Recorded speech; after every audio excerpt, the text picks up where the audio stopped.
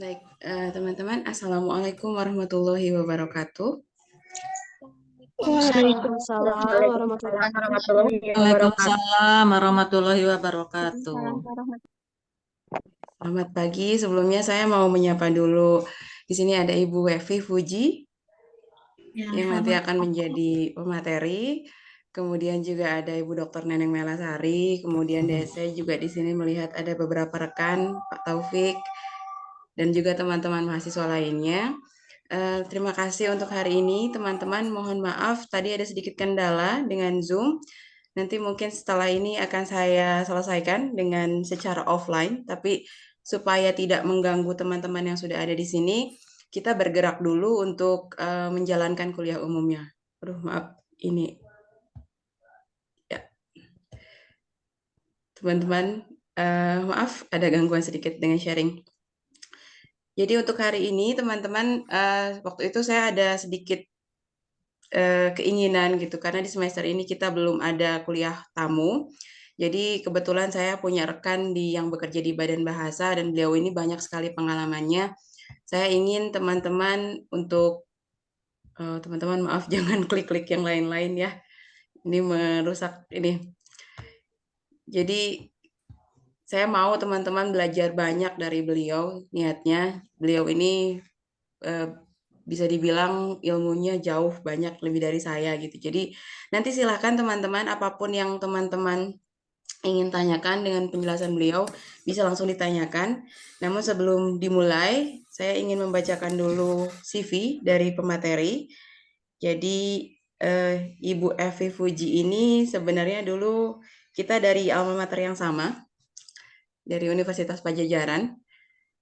Nama Evi Fuji Fauziah, emailnya Fauziahef ya, @gmail.com, kemudian nomor teleponnya 081214756417. Jadi kalau nanti mungkin ada yang mau secara personal menghubungi boleh ya Bu Evi ya, nanti bisa diberikan ini CV-nya. Kemudian untuk pendidikannya, beliau lulus dari Magister Humaniora, Ilmu Sastra Fakultas Ilmu Budaya Universitas Pajajaran pada Agustus 2022. Kemudian pada Oktober 2022 sampai dengan Januari 2023, beliau mendapatkan beasiswa Research Fellow Ling Widya Dharma Fellowship Program dari Leiden University Library. Jadi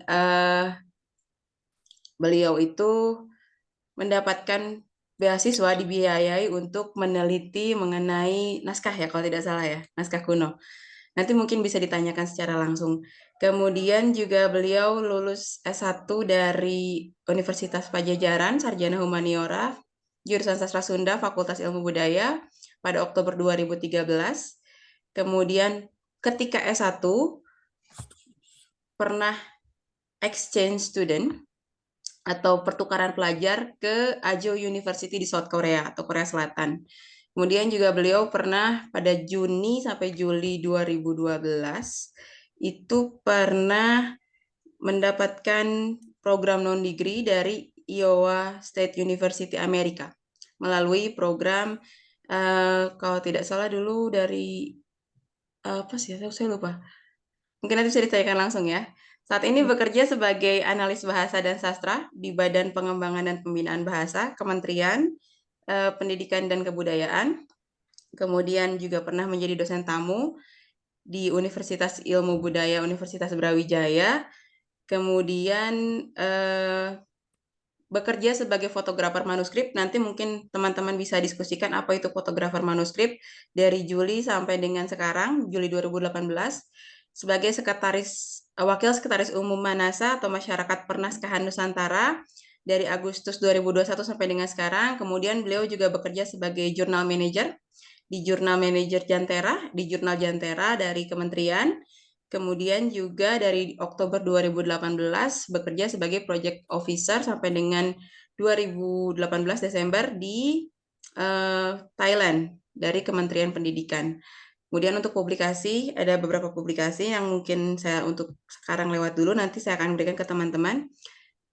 Dan kemudian aktivitas profesionalnya juga Sampai sekarang banyak sekali. Jadi teman-teman nanti silahkan mau secara akademis ataupun non-akademis bertanya kepada beliau gitu.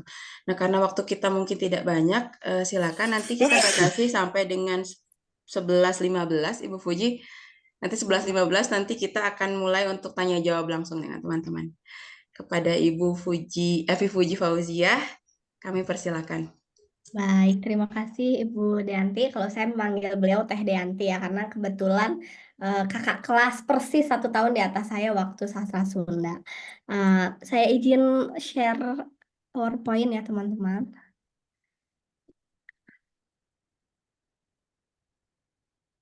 Sudah terlihat.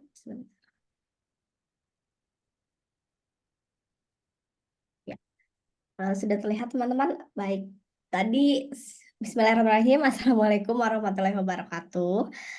Pertama, saya ucapkan terima kasih kepada Teh Deanti yang sudah memberikan kesempatan bagi saya untuk berbagi kepada teman-teman.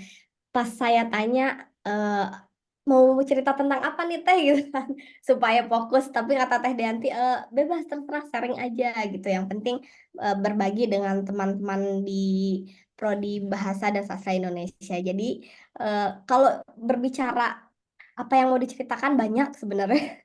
Cuma karena sekarang saya posisinya sebagai analis gitu ya di Badan Bahasa Kemdikbud, jadi izinkan saya bercerita tentang pekerjaan saya ini gitu ya. Jadi sebuah pekerjaan bagi anak bahasa dan sastra di luar menjadi guru. Tentunya teman-teman kalau di masa depan mau bergabung menjadi rekan kerja saya boleh sekali. Kebetulan katanya tahun ini akan ada pembukaan ya CPNS besar-besaran di kantor. Jadi saya tunggu nanti ya. Barangkali ada anak Balai Bandung yang join bekerja bersama saya di Jakarta. Lalu kita bisa berkeliling Indonesia mengkaji bahasa dan sastra yang ada di Indonesia.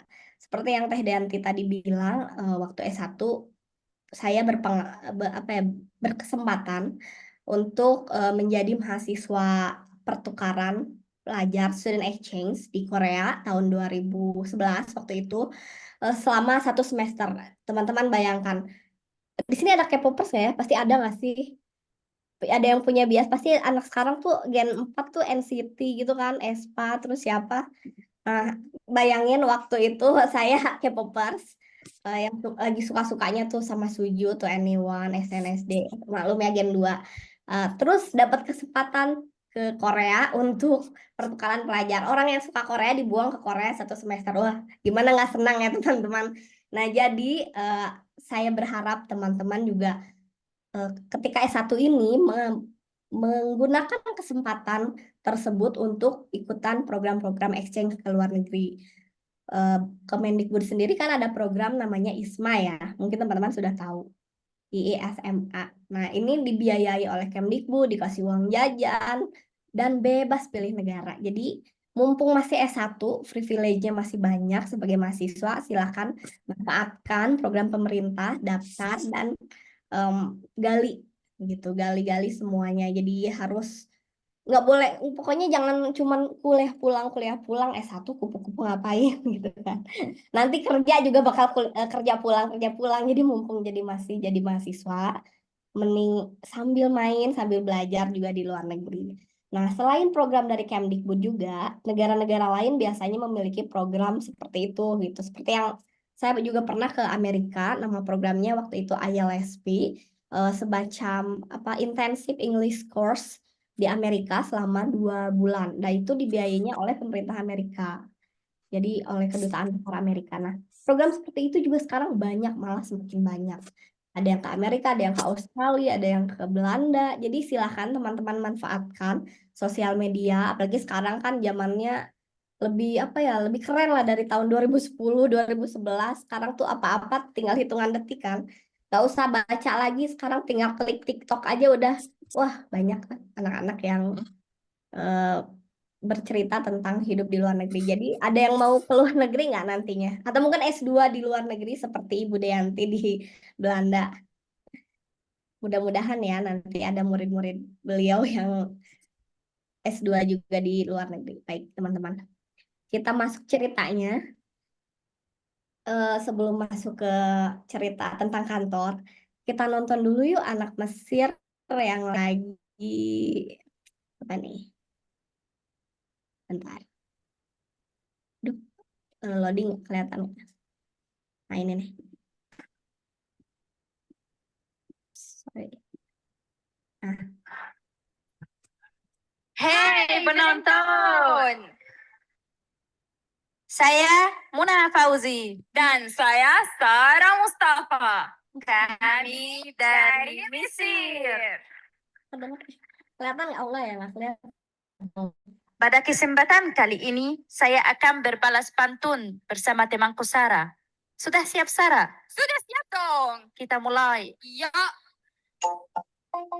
Baca buku di atas kursi. Buku dibaca seputar bahasa. Wah. Mari bersama budaya literasi supaya lebih bertambah ilmunya.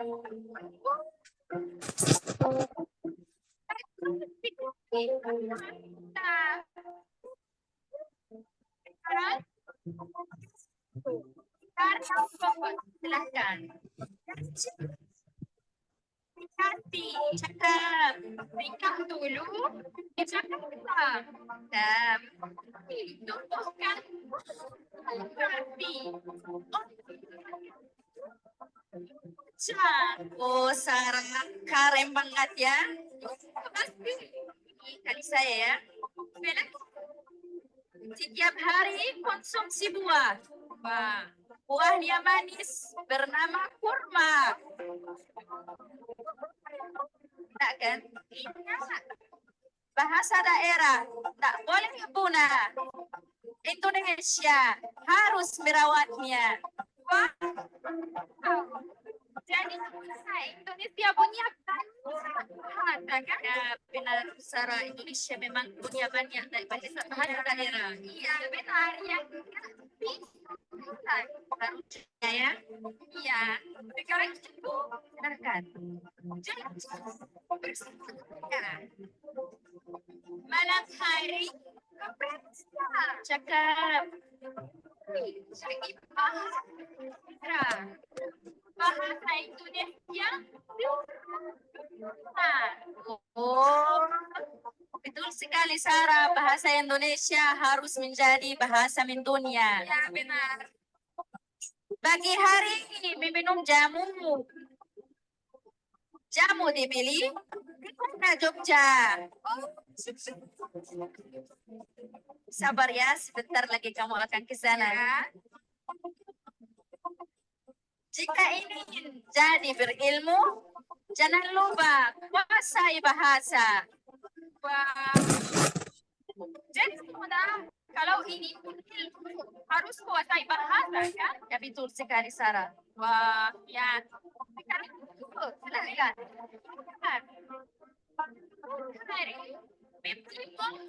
Cakap. Tahu itu. Tahu itu ya. Ini. Tanya.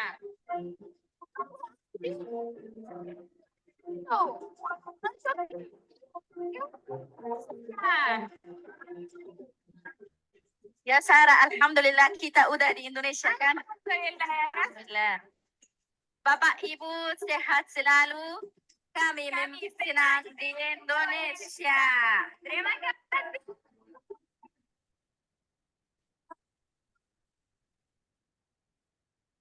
Iya, beri tepuk tangan yang meriah sekali lagi untuk Sarah Mustafa.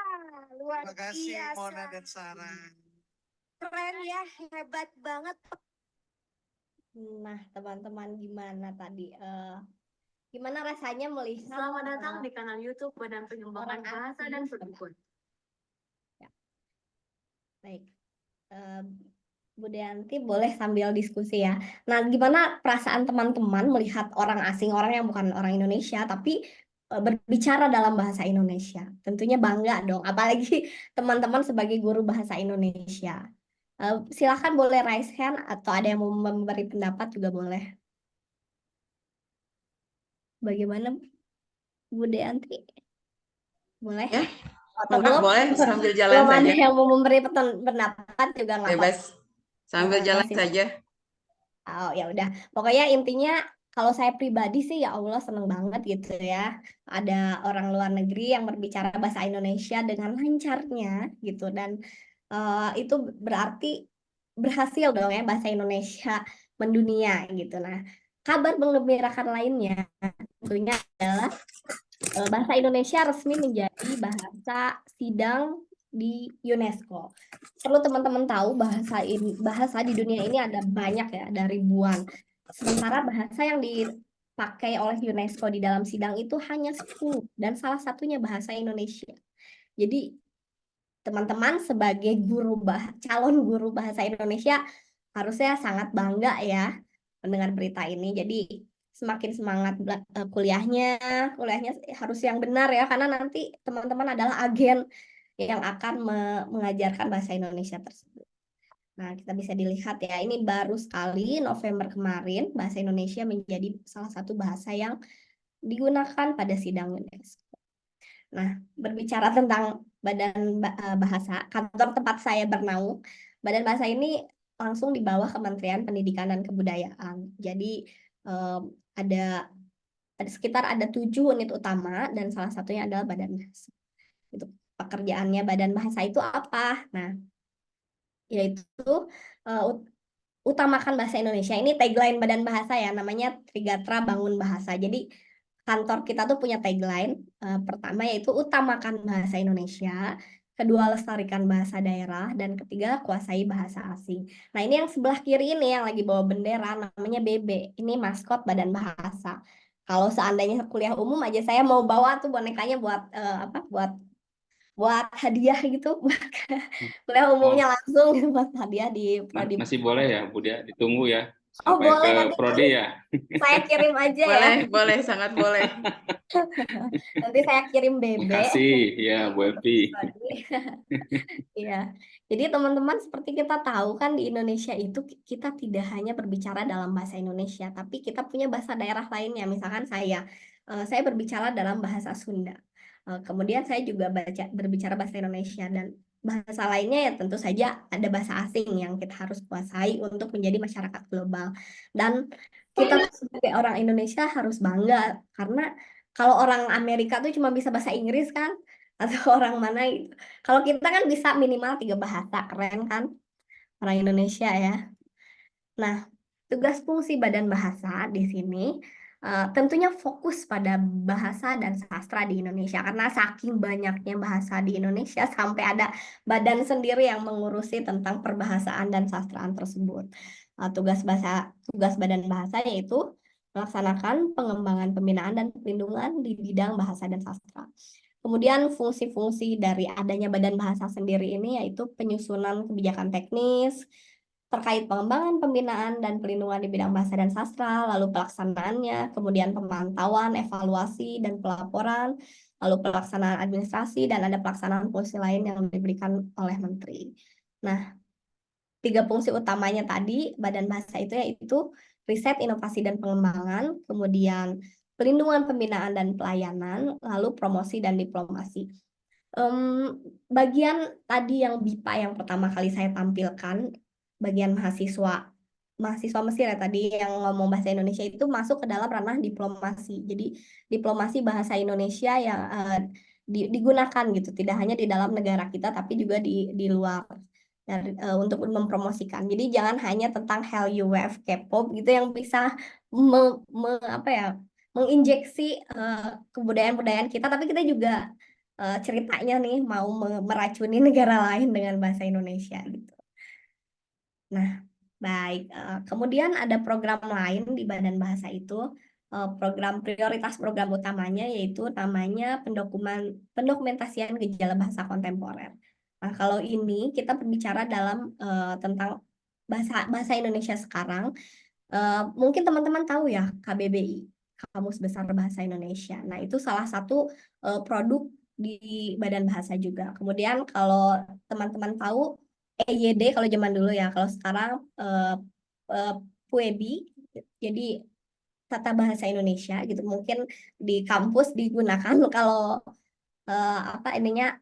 hasil pekerjaannya. Nanti saya share linknya mungkin ya untuk UEB dan KBBI.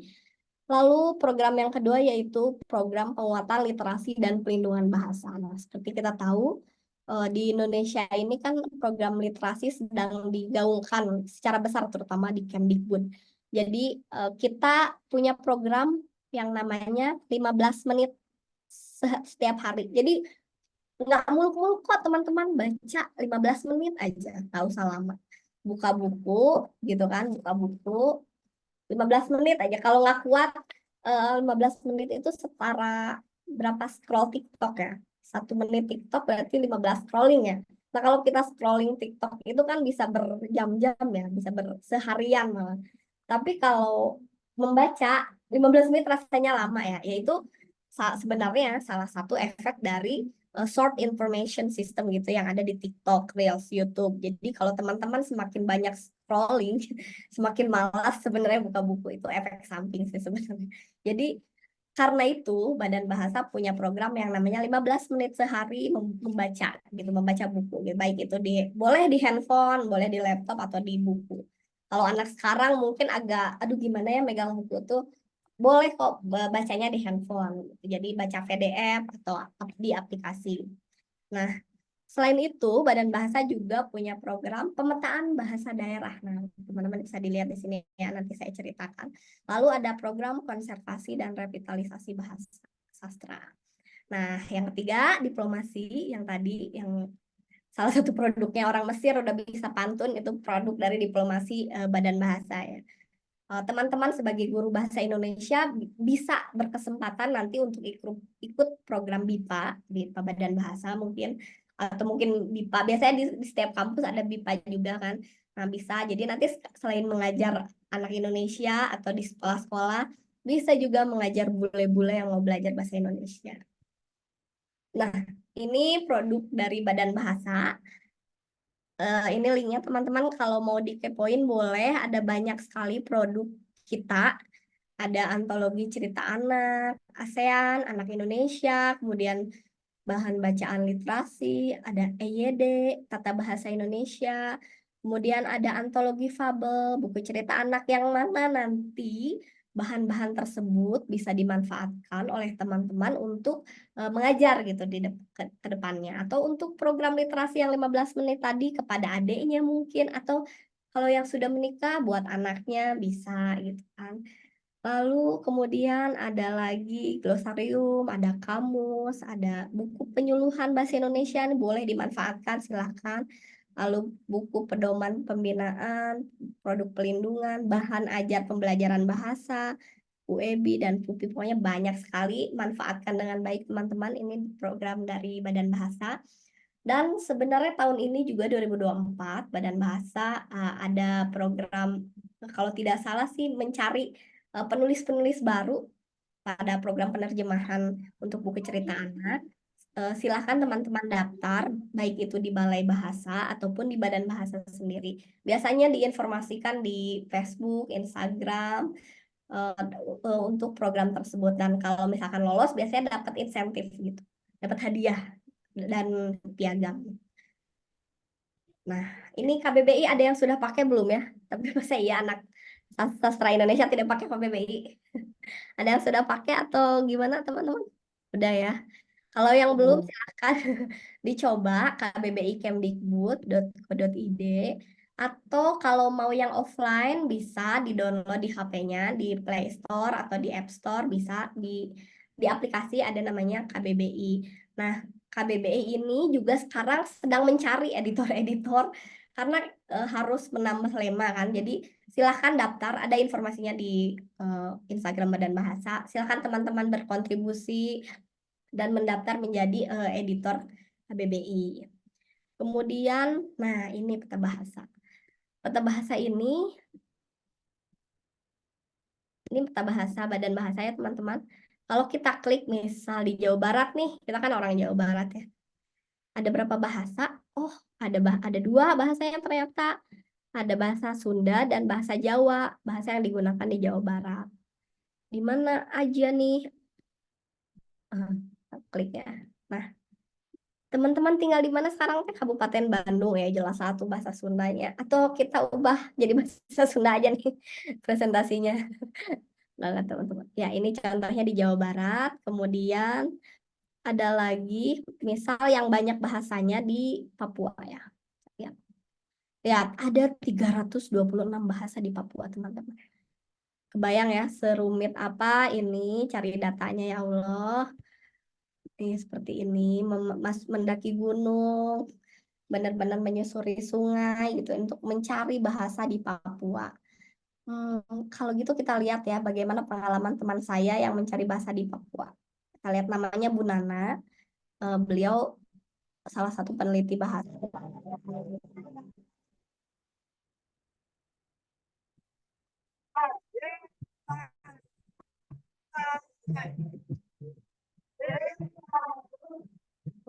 Hidung itu apa? Iwab, tunjukkan. Iwab, rambut, di bawah. Ini yang semua ada. Telinga, di bawah. Di bawah. Kaki, di bawah. Kalau mata, di jaya. Mulut, di ujung. Lagi, di ujung. Gigi, di kuair. Ini tenggorok leher, di kemang. Kali, di kemang.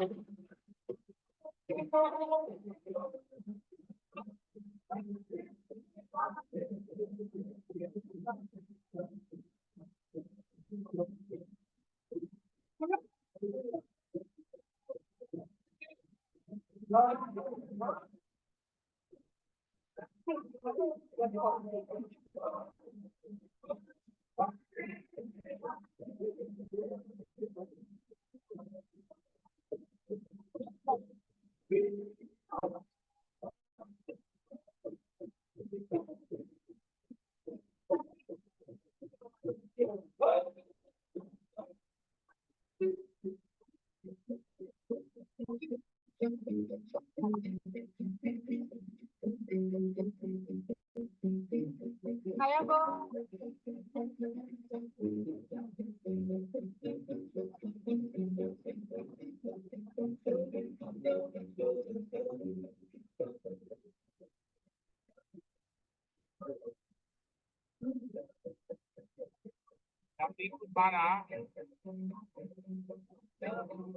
Yohanes masih mau ikut kan?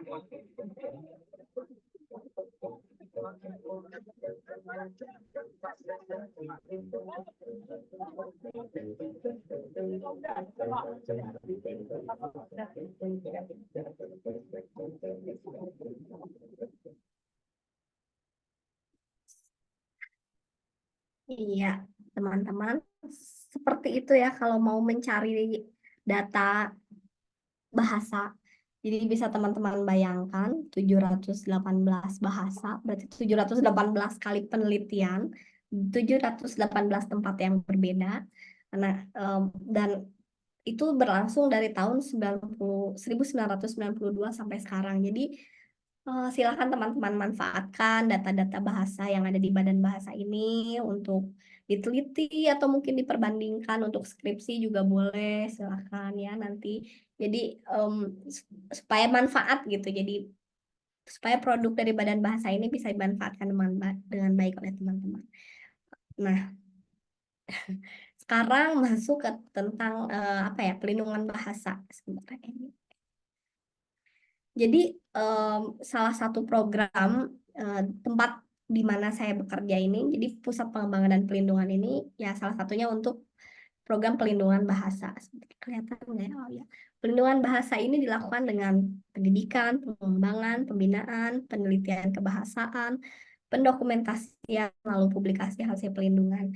Nah, pelindungan bahasa dan sastra ini merupakan upaya untuk menjaga dan memelihara kelestarian bahasa dan sastra melalui penelitian, pengembangan, pembinaan, dan pengajarannya. Jadi, untuk melindungi satu bahasa, tidak hanya cuma dilindungi aja udah gitu. Enggak, teman-teman. Jadi harus ada tahapannya kan. Untuk melindungi bahasa Sunda ya kita harus melakukan pendidikan dalam bahasa Sunda. Misalkan adanya Robo Nyunda itu juga salah satu program yang sangat bagus ya. Karena walaupun secara statistik dan secara penelitian bahasa Sunda mah cenah aman, insya Allah nggak akan punah. Tapi kalau anak-anak mudanya tidak bangga menggunakan bahasa Sunda, ya bisa aja 10 tahun lagi atau 20 tahun lagi bahasa Sunda bisa aja punah kan. Dan kalau cuman bangga aja cukup nggak? Atau enggak lah, harus ada yang namanya program pengembangan. Apa aja pengembangannya? Banyak. Contohnya tadi yang kalau di kantor saya pengembangan itu bisa dibentuk dalam bentuk kamus. Nah, KBBI itu bentuk pengembangan dari bahasa Indonesia. Di Sunda ada nggak kamusnya? Banyak. Ada kamus Cadibrata, Dana Dibrata, dan lain-lain. Itu bisa dimanfaatkan. Lalu ada program pembinaan gitu, lalu ada penelitian. Nah, ranah ini biasanya teman-teman terlibat ya dalam penelitian kebahasaan dan kesastraan. Lalu ada program pendokumentasian, misalkan ada cerita-cerita sastra lisan atau manuskrip yang saya geluti biasanya didokumentasikan gitu karena tidak semua orang eh, paham dan mengerti, dan kemudian hasil dari itu semua diapain ya, dipublikasi lah untuk masyarakat gitu supaya jelas kebermanfaatan. Kalau ini tentang peraturan ya teman-teman. Jadi sebenarnya bahasa dan sastra daerah itu nggak cuman tanggung jawab pemerintah pusat dalam hal ini Kemendikbud, tapi juga menjadi tanggung jawab pemerintah daerah gitu. Karena ya sebenarnya tanggung jawab semua sih, nggak cuman pemerintah ya, mahasiswa, dosen, guru, saya, masyarakat dan lain-lain, ibu malah tanggung jawab seorang ibu karena di rumah yang mengajarkan bahasa pertama atau bahasa ibu itu kan ibunya. Ibunya juga bertanggung jawab sebenarnya terhadap pelindungan bahasa daerah dan juga bahasa Indonesia. Oke, nah kalau ini tentang UPT, Balai Kantor ya, ini sangat kebijakan sekali ya, saya skip aja. Lalu kalau program pelindungan ada apa aja yang tadi ya, pemetaan bahasa dan sastra seperti yang ada di YouTube, itu untuk mendapatkan oke ini bahasa apa gitu ya di Papua. Biasanya peneliti atau pegawai badan bahasa itu turun sekitar 1 bulan, dibuang itu kemana, ke gunung di Papua mana 1 bulan. Lalu mereka hidup berdampingan dengan masyarakat, mencatat kosakata dasar sekitar 1.000 atau 2.000 kata gitu. Biasanya ya 1 bulan lah di daerah. Dan kenapa kebanyakan Papua? Karena eh, di Papua itu beda desa atau beda kampung saja sudah beda bahasa gitu. Jadi makanya tadi ada 300 berapa 326 kalau tidak salah bahasa daerah di Papua. Kemudian setelah dapat data bahasanya diapakan, dikaji vitalitasnya, dilihat apakah bahasa ini terancam punah ataukah mau punah ataukah ternyata stabil gitu. Jadi em, dilihat lagi, dikaji lagi, diteliti lagi. Kemudian ada yang namanya konservasi bahasa dan sastra. Nah, saya pribadi biasanya banyak terlibat di sini nih, di konservasi sastra lisan dan sastra cetak dan manuskrip. Kalau di yang di sastranya, kalau di yang di bahasanya ada di penyusunan fonologi, morfologi, sintaksis, dan aksara. Setelah dikonservasi di apa lagi ada yang namanya revitalisasi bahasa dan sastra.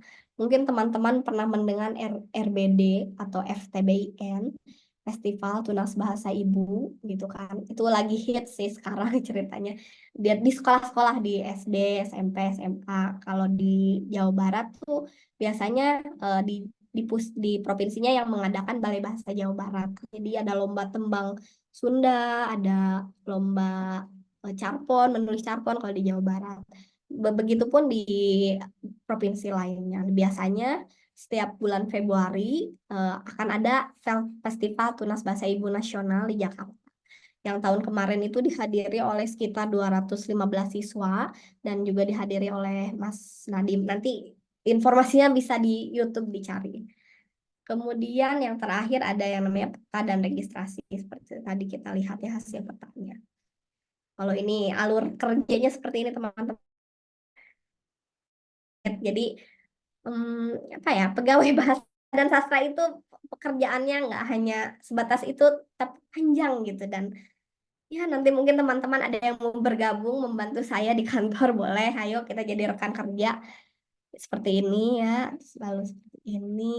Dan ya ini buku-buku petunjuk teknis, boleh bisa di-download di website Badan Bahasa teman-teman.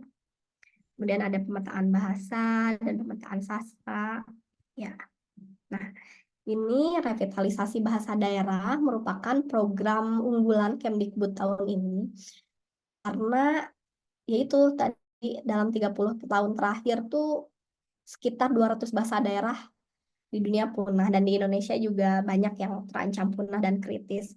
Jadi ya ini merupakan latar belakang adanya revitalisasi bahasa daerah, teman-teman.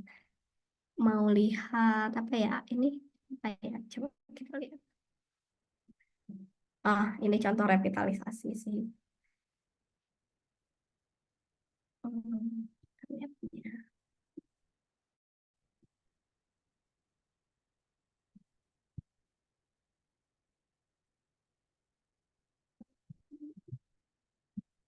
Gak apa-apa ya nonton video karena anak sekarang kan anak visual ya, lebih suka nonton. Kenalkan, nama saya Stefania Oil, kelas 6, SD Negeri Alaang. Nama saya Tirsa Nunita Jaha, kelas 6 SD Negeri Alaang. Perkenalkan, nama saya Julio Emir Oja, saya kelas 6 SD Negeri Alaang. Cita-cita saya ingin menjadi seorang guru. Saya ingin jadi guru.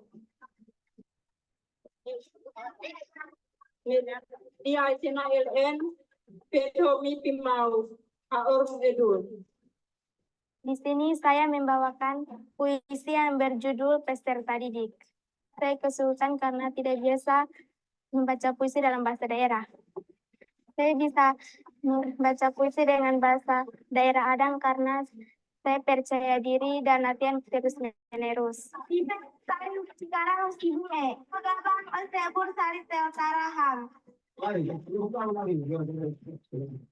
saya rasa senang karena baru-baru semua belajar baca puisi, pantun, drama dulu. Mati taratung luhung laon pipetang omomi pitaranu. Selama ini saya latihan lagu daerah yang berjudul Mapi karena lagu itu bercerita tentang tidak ada perbedaan. Halo, Bang Pin. Saya latihan bahasa daerah karena senang, karena biasa di rumah saya biasa pakai bahasa daerah. Pianono, imang mo name maado name, pasawa ara ubut ara, mae pitabung tapaha edo onine stasel. Mereka semangat karena selama ini mereka tidak ada yang memberitahukan harus berbahasa daerah. Sampai di rumah juga tidak. Sehingga mereka sangat semangat, sangat antusias untuk latihan. Ini juga pengajar yang umur-umur yang masih muda, sehingga sepertinya mereka mengalami kesulitan. Karena mereka sendiri juga ada bahasa-bahasa daerah tertentu yang mereka tidak peroleh, karena memang sejak mereka di rumah orang tua tidak biasa berbicara kepada mereka, akhirnya ada sebagian kata yang mereka tidak tahu. Sampai saya sendiri juga ada kata-kata tertentu yang saya tidak bisa terjemahkan. Akhirnya saya cari orang-orang tua yang lebih umur lanjut dan sudah tua-tua itu, untuk mereka memberikan arti, baru datang mereka akan mengajarkan kembali kepada anak. SD Negeri Alaang di dalam ajaran ke sana itu hari Sabtu dijadikan sebagai hari bahasa daerah. Sehingga baru rapat awal untuk kegiatan ini, saya undang semua kepala desa dan RT RW tokoh masyarakat semua kami rapat. Dan waktu kepala desa juga hadir, dan saya juga sudah minta kepada kepala desa. Dan kita di Desa Alaang ini hari Sabtu kita tetapkan sebagai hari bahasa daerah.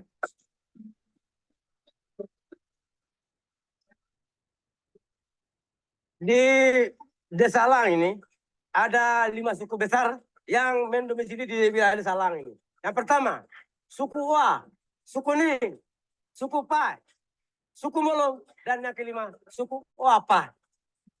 Mulai tahun 1957, kami dipindahkan dari Gunung Untel sampai di pinggiran pantai. Bahasa Adang yang ada sementara ini ada beberapa desa. Ya.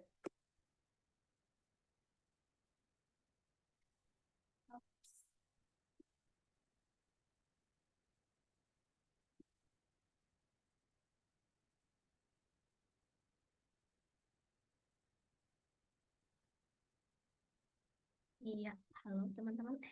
Maaf, ada nggak ini? Yang ada di pantai utara, yaitu di Alang, di Aimoli, di Iya, ya, ya itu tadi ya. Pengennya sih sharing semua filmnya ya supaya kebayang. Tapi takut jadi habis waktunya. Hmm, saya- Iya, jadi tadi yang revitalisasi itu menjadi pembahasan terakhir ya, karena saya juga nggak tahu harus bahas apa lagi kalau disebut ingin membahas ya. Pengen sih cerita semuanya teman-teman itu, tapi waktunya tidak akan cukup. Jadi demikian dari saya. Terima kasih, hatur nuhun. Mangga diantos pertanyaannya. Terima kasih. Mangga saya kembalikan kepada Bu Deanti. Ya, saya kembalikan ke moderator sekarang karena sudah ada Pak Dani. Saya minta bantuan Pak Dani untuk memimpin pertanyaan dan juga tanya jawab mungkin. Mangga, Bapak, dihaturan. Ya, Buddha, makasih. Mohon maaf hadirin semuanya. Ibu Evi, mohon maaf nih, saya harus menyambung moderator dari Buddha ke saya. Jadi biasa seperti ini di bahasa Indonesia itu kita selalu kooperatif, Bu Evi. Jangan kaget kalau nanti di akhir acara akan ada orang lain yang nyambung ya. Terima kasih atas pemaparannya Bu Evi, bagus, luar biasa sekali. Ini mudah-mudahan menjadi satu inovasi bagi kami di program studi bahasa Indonesia. Tentunya ya untuk teman-teman mahasiswa juga kajian seperti ini memang penting sekali gitu ya. Dari jam terbang Bu Evi yang sudah sampai ke tadi video terakhir Papua ya. Papua itu ya Bu Evi ya? Terakhir NTT. Kalau Papua, NTT, sorry. NTT. Kalau suku Dani itu ada di mana ya? Kalau suku Dani ada di mana ya, Bu? Oh, kalau suku Dani ada di mana suku Dani? Papua. Oh, Papua. Oh, saya harusnya di Papua ya berarti ya. Harus ke Papua. Nah, ini sangat sekali lagi menjadi motivasi seharusnya mahasiswa di sini jangan cukup hanya mengkaji keilmuan di sini saja ya, Bu Evi. Bagus sekali ini bisa nanti paling tidaknya dari Sabang sampai Merauke itu bisa terjelajah banyak sekali bahan-bahan penelitian yang bisa dijadikan sebagai dasar untuk apa namanya pengembangan keilmuan dalam bidang bahasa maupun sastra gitu. Nah, sebagai apa namanya untuk menghidupkan nih kegiatan kita hari ini yang sudah bergabung di dalam Zoom ada 100 orang plus juga yang ada di YouTube ya Bu Dia. Kita mengundang lebih dari 200 orang ya. Mudah-mudahan nanti setelah ini ditonton juga oleh berjuta orang nih. Ya, sangat menarik sekali. Barangkali dari teman-teman di sini dari mahasiswa maupun ibu bapak dosen yang ikut dalam kegiatan ini, karena tidak menutup kemungkinan untuk penelitian itu tidak hanya untuk mahasiswa saja, ibu bapak dosen juga bisa berkesempatan melakukan penelitian. Apalagi di era sekarang harus ada penelitian kolaboratif dengan mahasiswa ya budaya, betul ya di era sekarang itu. Nah, ini menarik sekali. Mudah-mudahan nanti dengan hadirnya Bu Evi ini bisa menjembatani bagi kita mendapatkan informasi-informasi terkait dengan penelitian dan pengembangan. Gitu. Saya bingung kalau panggil Ibu Evi, Bu Dianti, apa ya? Jadi saya yang muda berarti. Evi lebih muda dari saya, Pak Dani. Iya makanya. Barangkali silakan dari teman-teman mahasiswa boleh raise hand, kemudian on mikrofonnya. Kemudian sampaikan pertanyaannya terkait dengan apa yang sudah disampaikan. Atau yang di YouTube boleh menyampaikan pertanyaannya di chat di YouTube ya. Silakan boleh. Ya, nanti yang bertanya dapat hadiah. Pak Dani, ada beberapa yang saya kirim via Oh, chat. sudah. Oh, sudah ada. Oke, siap. Bu Evi sambil menunggu teman-temannya yang belum memberanikan diri mungkin ya. Harus berani nih. Kesempatan bagus, luar biasa. Ini Bu Evi ada pertanyaan dari mahasiswa. Assalamualaikum, waalaikumsalam. Perkenalkan nama saya Fit, nggak perlu sebutkan namanya ya. Dari semester 7. Yang mau saya tanyakan, katanya Bu Evi, adalah adakah penelitian khusus yang meneliti tentang penggunaan bahasa Indonesia formal di sekolah yang dikhususkan full 1 hari dalam seminggu? Karena kebetulan saya kesusahan dalam mencari referensi tentang hal tersebut. Begitu Bu Evi, tertangkap mungkin maksudnya? 1 minggu gimana? Iya, Jadi, adakah penelitian khusus yang meneliti tentang penggunaan bahasa Indonesia formal di sekolah yang dikhususkan 1 hari dalam seminggu? oh Itu iya, maksudnya, gitu maksudnya. kalau ada mahasiswanya lebih bagus ya bertanya. Iya. Ini kayaknya di YouTube mungkin Bu ya ini ya. Oh iya, yang di YouTube ya. Iya, iya, betul. Baik, udah boleh dijawab Pak atau Silakan, boleh langsung aja Bu ya, dijawab ya. sebenarnya Nanti. yang khusus tentang penelitian bahasa Indonesia teman-teman bisa cari di Google Scholar mungkin ya. Pertama jadi jangan di Google biasa dulu, langsung aja Google Scholar namanya, Google Cendekia.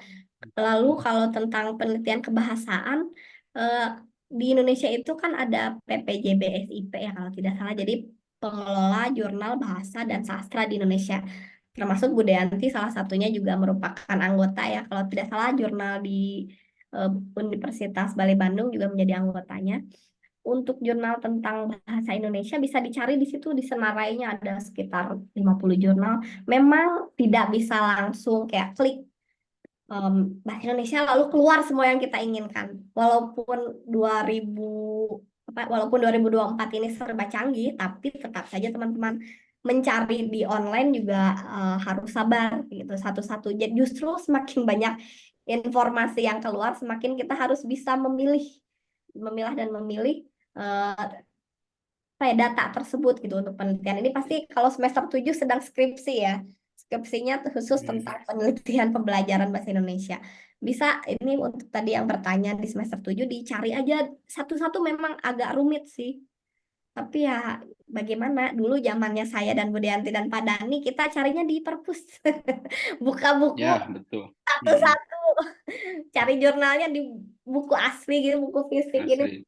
buka, dan itu lebih lama lagi. Makanya anak zaman dulu lulusnya lama-lama. Jadi kalau untuk mencari itu saja saya kira pasti bisa ada di depan laptop, cari jurnal. Jurnal sekarang open access semua.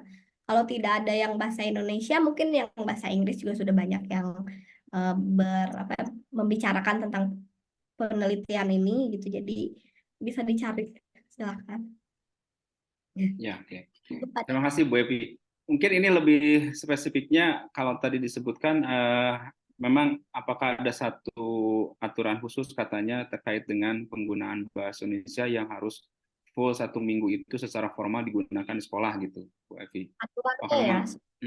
Memang adakah seperti itu gitu katanya? Kalau secara aturan sih yang saya tahu malah kalau di tingkat dasar tuh sekarang sedang digalakan bahasa daerah, bukan Daerah ya. betul. Jadi ya mungkin bisa dicari-cari di JDIH Kemdikbud gitu. Jadi di situ ada banyak peraturan-peraturan. Kalau mungkin lebih spesifiknya lagi bisa dibuka di website Badan Bahasa. Itu mungkin Pak. Ya, siap. Terima kasih Bu Evi. Ini ada satu mahasiswa yang mau bertanya Bu secara langsung, kebetulan hadir di Zoom. Silakan Dede Astriani ya, Dede ya panggilnya ya. Nah, di sini usianya tidak jauh berbeda ya Bu ya, kita ya, Bu Evi, Bu Dea dengan mahasiswa itu dekat sekali gitu ya usianya. Kita panggilnya Dede aja. Silakan Dede Astriani, barangkali mau menyampaikan apa nih? Mau izin bertanya, mengenai perihal KBBI. Melihat di Google gitu, kalau KBBI itu terdiri dari lebih kurang 108.000 lema. Nah, apakah dapat bertambah lema tersebut seperti ditargetkan 200 sampai 250.000 lema, dan bagaimana kata atau lema itu bisa terlist di KBBI, Bu? Terima kasih. Wah, kalau bagaimana bisa tertambah ini bukan saya yang bisa jawab sebenarnya. Ada namanya Bu Dewi bisa jawab. Tapi kalau saya cerita sedikit aja.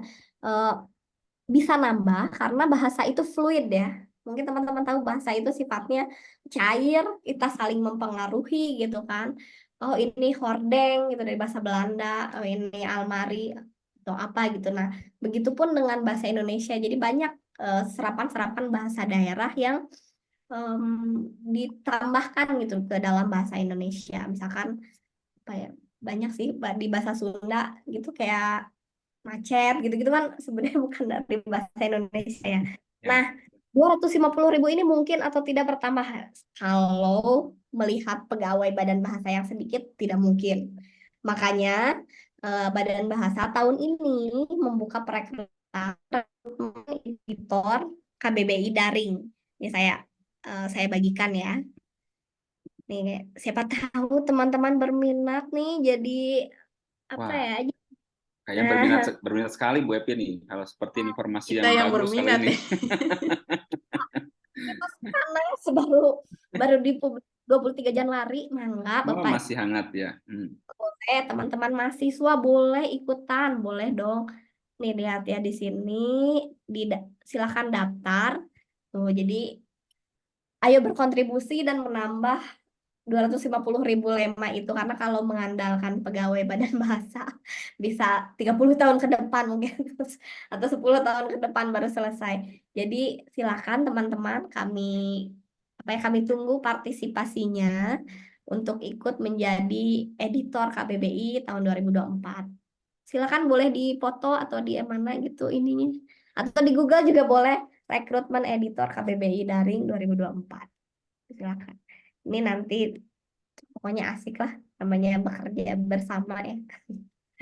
Gitu Ya, Astrid betul. itu ya jadi editor mudah-mudahan lolos nanti.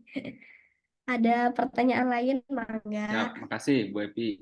Nah, itu yang poin pentingnya itu mungkin ya, Astri ya. Jangan ditanya bagaimana, tapi bagaimana apa nambah atau tidaknya, tapi bagaimana Anda bisa masuk terlibat dalam tim Boleh. penyusunan. Ya, Astri ya, sekarang berpikirnya begitu ya. Iya, Oke, Pak. siap. Terima kasih. Ini Bu, ada lagi satu pertanyaan dari teman kita yang hadir di YouTube, Bu. Mohon maaf saya bacakan, ini pertanyaannya. Mau bertanya Bu, bagaimana dengan lagu Yamko Rambe Yamko? Apakah itu termasuk bahasa Papua yang 300 bahasa itu? Tetapi tidak ada yang mengakui bahwa lagu bahasa tersebut tidak ada di daerahnya. Ini mungkin dari mahasiswa, apa benar atau tidaknya tidak diakui terkait dengan lagu tersebut atau masuk dalam 300 bahasa yang diakui di dalam bahasa Indonesia atau tidaknya. Silakan Bu, barangkali. Ini yang koram yang Ya, baik. Bu. Oh, tidak diakui ya. Itu isunya dari mana, Ci? Nah, itu. Isinya dari mana ya? Dari mana itu? Nah, kalau yang saya tahu sih itu diakui ya, karena lagu yang Korambe Yambo ini kalau tidak salah dari Kabupaten Jayapura ya. Tapi kalau pakai bahasanya, pakai bahasa Lembah, apa nih, bahasa Namblong, bahasa Klesi, dan bahasa Kentuk. Jadi, eh, ya itulah makanya ada bahasa Indonesia, karena kalau misalkan bahasa daerah sendiri-sendiri bisa perang kita. Jadi kalau dia tidak diakui, kata siapa tidak diakui, itu diakui tapi mungkin tidak dari 200, tidak semuanya gitu. Jadi karena kan saking banyaknya bahasa di Papua, ya diakuinya hanya oleh 1-2 bahasa saja gitu. Kita di Jawa Barat lebih dimudahkan karena cuma satu bahasa daerahnya. Paling dengan Jawa ya bahasa daerahnya. Jadi masing-masing punya kriteria sendiri. Tapi ketika kita pindah ke Maluku nih, waktu saya penelitian ke Maluku 2016 bahasa Naulu, ke bahasa ke kampung sebelahnya aja udah beda bahasa, beda agama. Jadi jadi konflik lah. Mungkin kalau yang tahu anak-anak di sini belum lahir kayaknya ya Pak ya. Tahun 2000 Ya, di Ambon itu kan salah satu konflik suku dan bahasa juga ya. Jadi ya betul, betul. Budaya ya. panjang lah ceritanya. Jadi bahasa ini sebenarnya bisa jadi pemersatu, tapi bisa juga jadi pemecah kalau kitanya masing-masing egois. Itu makanya di Indonesia harus ada bahasa pemersatu ya bahasa Indonesia. Makanya ada prodi bahasa Indonesia. Begitu. Terima kasih Bu. Mudah-mudahan pertanyaan yang tadi disampaikan oleh ada mahasiswa di YouTube bisa terjawab. terkait dengan itu. Kemudian Bu, ada lagi satu pertanyaan dari teman-teman kita. Izin bertanya, bahasa memang berkaitan dengan sastra katanya. Namun apakah dalam sastra bahasa digunakan secara benar dan sempurna? Karena menurut saya dilihat dari sastra terkadang memiliki bahasa yang bebas dan seenaknya. Sedangkan bahasa itu harus digunakan secara baik dan benar. Tertangkap Bu maksudnya Bu, antara bahasa dan sastra katanya. Oke, terima kasih. Silakan Bu Epi. Padahal bahasa dan sastra itu adik kakak ya. Tapi ya Adik itu kakak. udah, wah saya mau orang bahasa gitu. Saya mau orang sastra. Kamu kok nggak bener ngomong bahasanya, ada orang sastra biasa lah, nggak beraturan.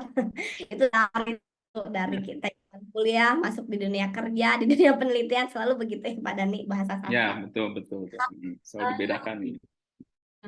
Pada sastra sendiri sebenarnya bukan tidak menggunakan bahasa yang baik dan benar, tapi kan sastra itu adalah bentuk ekspresi ya, ekspresi pemikiran gitu dari sastrawannya itu sendiri. Jadi dia bukan tidak mengikuti kaidah bahasa yang benar, tapi dia hanya mengekspresikan kegelisahannya, pemikirannya, kegagalannya. Jadi kalau sastra itu tergantung kamu dari sudut pandang mana nih, sebagai peneliti atau penikmat sastra. Kalau penikmat sastra, oh ya udah dinikmati saja seperti ini gitu kan sastranya. Kalau sebagai peneliti mungkin bisa dikaji juga gitu. Apakah sastranya mau tentang apa atau gimana? Misalkan nih, saya ini tak kelihatan ya, karena hijau. Ada di Lembur Kuring, ini sastra Sunda.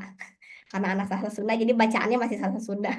Di Lembur Kuring ini Pak Syarif Amin menulis sastra dengan sangat puitis gitu, jadi bagus bahasanya. Tapi ada juga nih meme sastra Prawira ya tentang Mantri Jero. Kalau ini lebih ke sastra tapi sejarah, historical fiction gitu. Jadi sastra yang dibuat dari sejarah. Lalu ada Pangeran Cornell juga. Gimana ya, sastra itu tergantung sastra yang mana gitu. Jadi kalau misalkan orang sastra bahasanya tidak terstruktur atau tidak jelas, ya mungkin kamu menemukan sastra yang di sastra sendiri sebenarnya perbandingan ya Pak ya, ada yang sastra tinggi, sastra rendah. Menurut saya mah yang penting anak sekarang mau baca udah wes segitu.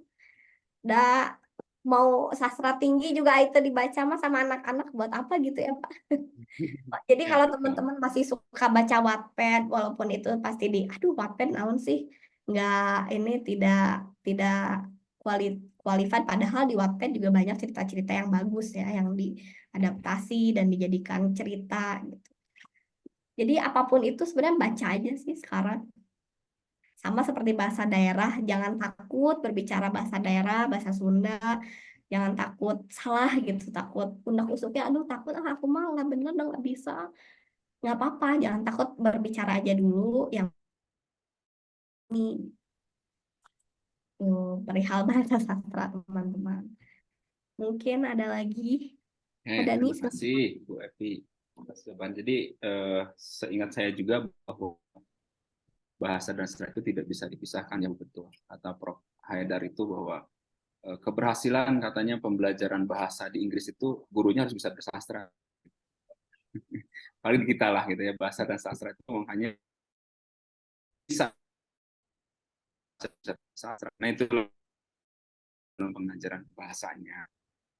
Udah di YouTube ini, mohon maaf katanya pertanyaannya, saya mendengar bahwa bahasa daerah terancam punah. Hal apa saja jadi penyebab bahasa daerah itu terancam punah? Itu satu. Yang kedua, bagaimana cara atau upaya Ibu sebagai peneliti bahasa agar bahasa daerah tidak terancam punah? Itu Bu, mungkin tertangkap Bu? Ya. Oke, terima kasih. Persilakan. Terima kasih. Aduh, asik ya teman-teman YouTube, aktif sekali. Ini yang di Zoom nanti berbicara langsung. Faktor penyebab terancam punahnya suatu bahasa tentu dari yang pertama jumlah penutur. Kalau kita di Jawa Barat sebenarnya diuntungkan karena merupakan salah satu penutur terbesar ya orang Sunda itu. Jadi setelah Jawa, Sunda gitu, dan lagi Minangkabau itu penutur terbesar. Tapi jangan apa ya, jangan sombong dulu. Penutur terbesar kalau tidak berbahasa gitu. Nah, Jadi faktor pertama jumlah penutur, kemudian yang kedua apa ya, kebanggaan si penutur itu. Jadi kita orang Sunda tapi nggak bisa bahasa Sunda, aku mah coba karena nggak bangga cina aku mah ada ciga hurang lembur kalau ngomong bahasa Sunda teh penting bahasa Indonesia aja gitu kan. Ada kan anak-anak sekarang gitu, enggak aku mah gue mah gitu, gua orang Bandung, gua mah kadang suka gitu, padahal nggak apa-apa, ngomong aja pakai bahasa Sunda gitu. Kalau kita orang Sunda, kalau orang Jawa ya ngomong aja pakai bahasa Jawa, bangga gitu, bangga berbahasa bahasa daerahnya itu. Karena kalau kita tidak bangga ya itu salah satu juga penyebab terancam punahnya bahasa.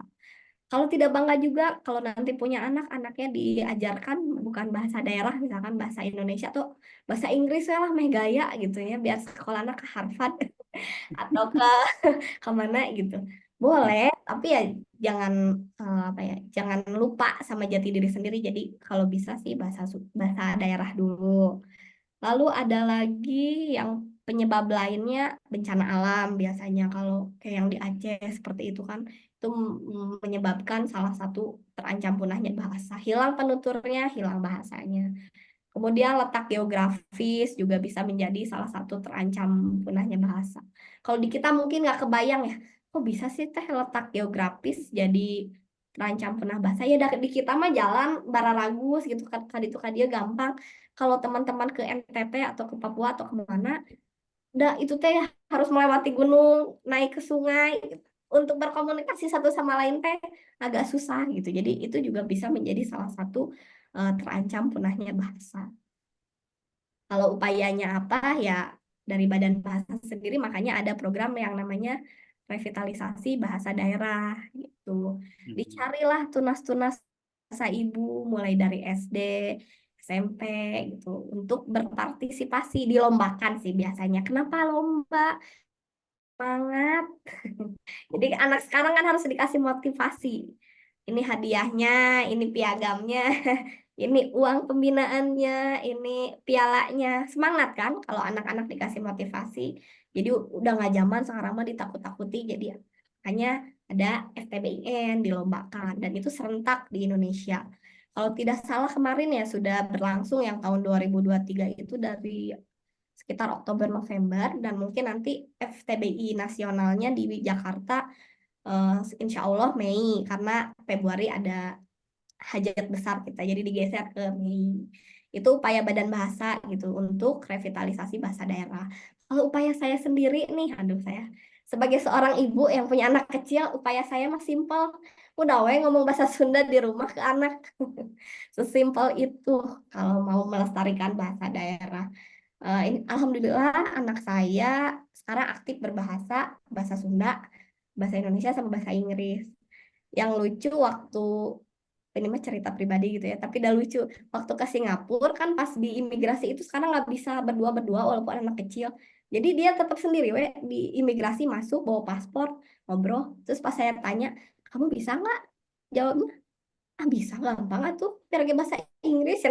Tapi jawabnya pakai bahasa Sunda gitu. Bisa ya satu nih bebarin, oh ya udah. Terus pas jajan, wabi weh, how much ya gitu-gitu lah pokoknya.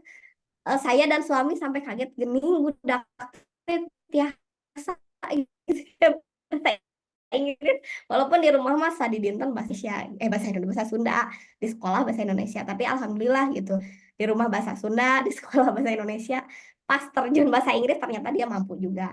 Jadi ya gitu, bahasa mah fluid kan anak sekarang, apalagi bisa belajar dari YouTube, dari apa ya, dari tempat-tempat lain gitu, video-video gitu. Jadi nggak usah takut berbahasa daerah, jadi bahasa Sunda. Kalau kita orang Sunda, kalau ada yang orang Jawa boleh bahasa Jawa gitu. Karena jadi identitas sendiri bahasa daerah itu. Dan enaknya kalau di luar negeri bisa ngomongin orang pakai bahasa Sunda. Mungkin kalau langsung di hadapan sebelah enak kan gitu. Kalau punya bahasa sendiri mah gitu. Mungkin Teh Deanti berpengalaman ngomongin orang pakai bahasa Sunda di Tapi jangan di Belanda suka ada yang ngerti dan nyambung.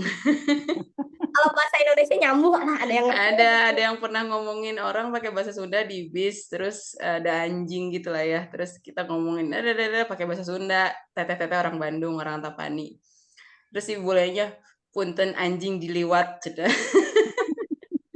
Jadi ternyata ada beberapa ada yang mungkin punya keturunan gitu dan mereka paham sedikit gitu bahasa Sunda. Jadi mungkin bisa menangkap. Jadi kalau di Belanda ngomong bahasa Indonesia dan Sunda tuh atau bahasa daerah harus agak hati-hati. Iya. Nggak akan hilang jati diri seorang Sundanya ya, budaya. Budaya udah ke Belanda, pulang lagi ke Betul. Bandung, bahasa Sunda lagi. Tetap saja F-nya P. F-nya P ya. Nanti bahasa Inggrisnya juga bahasa Inggris logat Sunda. Good morning atuh. Ya. Bisa seperti itu, tidak akan hilang sama orang Sunda, satu kebanggaan dimanapun juga pasti bahasa daerahnya itu tidak pernah ditinggalkan. Di Jakarta juga tidak ngaku orang Sunda, tapi bahasanya tetap, logatnya juga ada Sundanya, ketahuan sekali. Dah aku mah bukan orang Sunda atuh. Tetap ada gitu ya. Salah, bahasa Sunda itu tetap bisa kita kembangkan, kemudian bisa pertahankan, tidak akan punah selama tadi yang dikutip dari Bu Evi itu, paling minimal kita ajarkan nanti adik-adik di sini punya anak, punya keturunan, seperti saya juga punya 3 anak, itu saya ajarkan semua bahasa Sunda, nggak ada yang diajarkan bahasa Indonesia, nggak ada yang diajarkan bahasa Inggris, karena sayangnya tidak bisa bahasa Inggris gitu. Bahasa Indonesia bisa dipelajari sendiri, anak saya yang belum sekolah ke TK belum, juga baru 4 tahun, dia sudah pintar bahasa Indonesianya. Dari apa? Dia belajar dari TikTok, dari media sosial. Jadi ngomong setiap harinya bahasa Indonesia, meniru gaya dari tokoh-tokoh idolanya. Dan kita juga harus ikut berperan di sana. Nah itu pentingnya, alhamdulillah saya belajar di bahasa sastra, saya bisa acting juga di rumah begitu ya, dengan anak-anak saya sambil berdialog menggunakan bahasa yang sesuai dengan apa yang diinginkan oleh anak-anak saya. Tapi insya Allah bahasa Sunda akan terus regenerasinya, tidak akan punah lah selama kita terus menggunakan bahasa tersebut.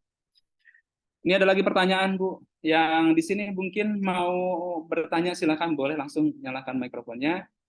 Raise hand juga boleh, nanti saya akan coba angkat di sini. Tapi sebelumnya ini ada satu pertanyaan dari YouTube juga, Bu. Ibu punten izin. Nah, ini kan sudah berkolaborasi antara bahasa Indonesia dengan Sunda. Ibu punten izin. Untung tidak pakai J, tidak pakai apalagi DZ. Menyampaikan pertanyaan, mudah-mudahan masih bisa. Bahasa katanya sebagai media komunikasi saat ini mengalami perkembangan yang pesat. Apa Kemendikbudristek ikut berperan dengan Badan Bahasa dalam mengkurasi bahasa-bahasa baru ke dalam KBBI, yang mana peran anak muda sangat sentral dalam perkembangan bahasa-bahasa baru. Itu Bu, barangkali. Ya, tentu saja Badan Bahasa kan Badan Bahasa itu bosnya Kemendikbud. Jadi berperan gitu, sangat berperan sentral, bekerja sama gitu. Jadi kalau untuk urusan bahasa kata Kemendikbud lah, ini mah urusannya Badan Bahasa, silahkan gitu. Ya bahasa zaman now gitu. Ada kayaknya ya apa ya? Kayak lebay, alay apa gitu. Kayaknya masuk deh, sudah masuk KBBI gitu. Apa ya? Yang hits, kata-kata yang hits 2020, 2022. Kata-kata sekarang lebay, ini ada nih lebay. Lebay, berlebih-lebihan dalam mengekspresikan sesuatu. Laku. Pokoknya sebentar saya share ya. Bahasa anak sekarang apakah diakomodir oleh Badan Bahasa? Tentu saja kita mendengar. Nah, bisa dilihat nggak teman-teman lebay? Nah, lebay, berlebih-lebihan dalam mengekspresikan sesuatu. Atau mau cari apa lagi yang lain? Kata-kata lain yang anak sekarang apa ya? Yang hits teh. Aduh, aku. Apa ya? Anak-anak muda nih apa? Kalau saya masih anak-anak. Anak-anak dulu, Pak Dani. Anak-anak dulu. Dewasa sekarang. Sekarang Yang apa ya? mengejutkan ternyata pakai I ya, yang resmi ya, bukan pakai Y ternyata. Lebay. Bisa gini juga, lebay. Misalkan tadi saya masukkan lebay, kemudian ada lebay. Wah, di Thesaurus ada. Kita cari di Thesaurus. Nggak ada. Nah, Oh iya. lebay.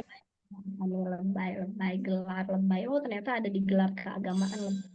Jadi teman-teman nanti kalau buka KBBI, kadang link juga ke Thesaurus. Ah ya, kata-kata yang hits dong, ayo teman-teman beri masukan. Ah ya, yang hits-hits di tipis tisu gitu-gitu loh, anak-anak sekarang kan macet. Tuh, bentuk tidak baku, macet. Tidak dapat berfungsi dengan baik, berhenti, situasi, komputer tidak berhenti. Gitu. Oh, mudik. Nah, mudik. Mudik itu kalau tidak salah dari bahasa apa ya? Sunda gitu atau enggak ya? Baper katanya di YouTube ada yang bilang. Bucin. Nih, Oh, baper ada masuk ya? Baper ada. Kalau generasi micin itu ada nggak?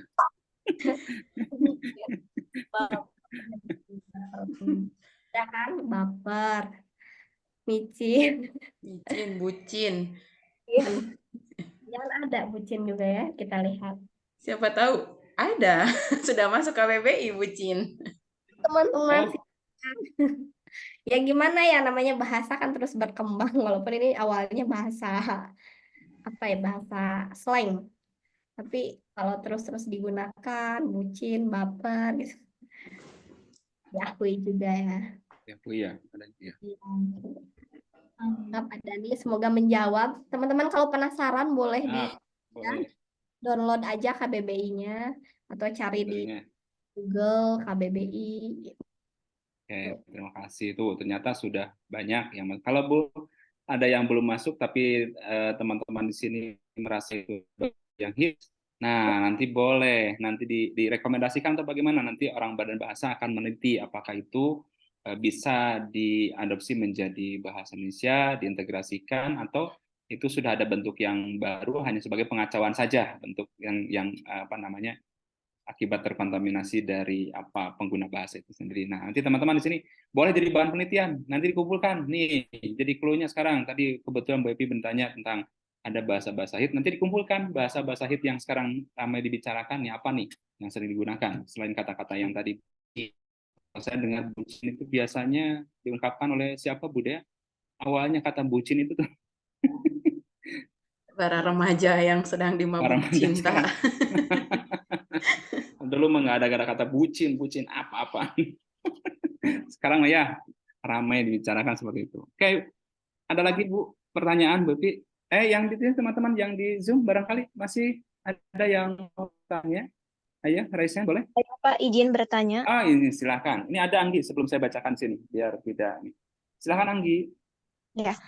Assalamualaikum warahmatullahi wabarakatuh. Perkenalkan nama saya Anggi dari mahasiswa PBSI. Sebelumnya izin bertanya kepada Bu Epi. Di Indonesia kan kaya akan budaya, bahasa, suku, ras, adat, dan sebagainya. Bahkan bahasa daerahnya pun beragam, tetapi meskipun bahasa daerahnya beragam, tetap bahasa nasional yang digunakan bahasa Indonesia. Dan bahasa Indonesia merupakan bahasa yang harus kita jaga serta junjung tinggi. Berbicara bahasa Indonesia dengan kaitannya dengan era digital saat ini, tentu bahasa Indonesia sangat mudah kita temui, seperti di media sosial, TikTok, YouTube, dan lain sebagainya. Bahkan ketika kita sebagai warga negara Indonesia terkadang masih merasa bahwa bahasa yang kita gunakan belum baik dan benar.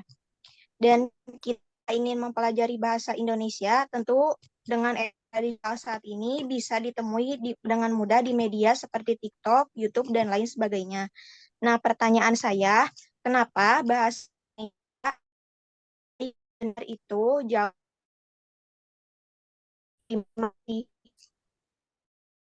Iya, Enggak, ya, Bu Epi. pertanyaannya.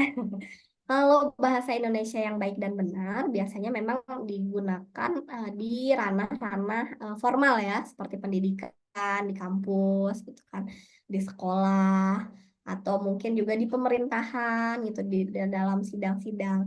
Tapi kalau dalam sehari-hari Anggi bisa bayangin, saya bertanya apakah Anggi sudah makan? Enak nggak? Kayaknya nggak enakan kan? Jadi sebenarnya bahasa tidak formal itu untuk membentuk kedekatan gitu secara emosional. Nggak apa-apa. Kalau dalam sehari-hari kita tidak berbicara formal ya tidak apa-apa. Itu untuk mendekatkan Anggi dengan lawan bicara. Karena kita kan sebagai penutur asli secara tidak langsung ya bahasanya tidak formal atau slang. Tapi mungkin kalau Anggi nanti datang ke forum internasional, ke UNESCO, PBB, lalu bertanya kepada Bu siapa gitu atau orang luar kayak tadi yang orang Mesir, kamu sudah makan siang? Makanan apa yang kamu makan siang ini? Gitu. Pantas gitu ya. Tapi kalau Anggi nanya itu ke Iis misalnya, Iis, di sebelah yuk ya, ada Iis, kamu ingin denganku siang ini? Baru yang sore ya Anggi. Ya seperti itulah perbedaannya. Jadi kalau bahasa mah lebih kerasa gitu ya, lebih kerasa. Jadi nggak ada yang salah, nggak ada yang benar. Dua-duanya menyenangkan. Cuman perbedaan bahasa formal dan tidak formal atau slang itu lebih ke itu aja rasa kedekatan. Tapi kalau ya lebih baik kalau formal juga sehari-hari. Cuman ya kita mah orang Bandung biasa seserian we ya Pak ya. Iya, Siapa betul. kamu ingin makan liwet dan ikan asin siang ini? Seserian loh Pak Danit. Betul. Saya sampai di rumah juga pas menggunakan ragam baku, istri saya kaget.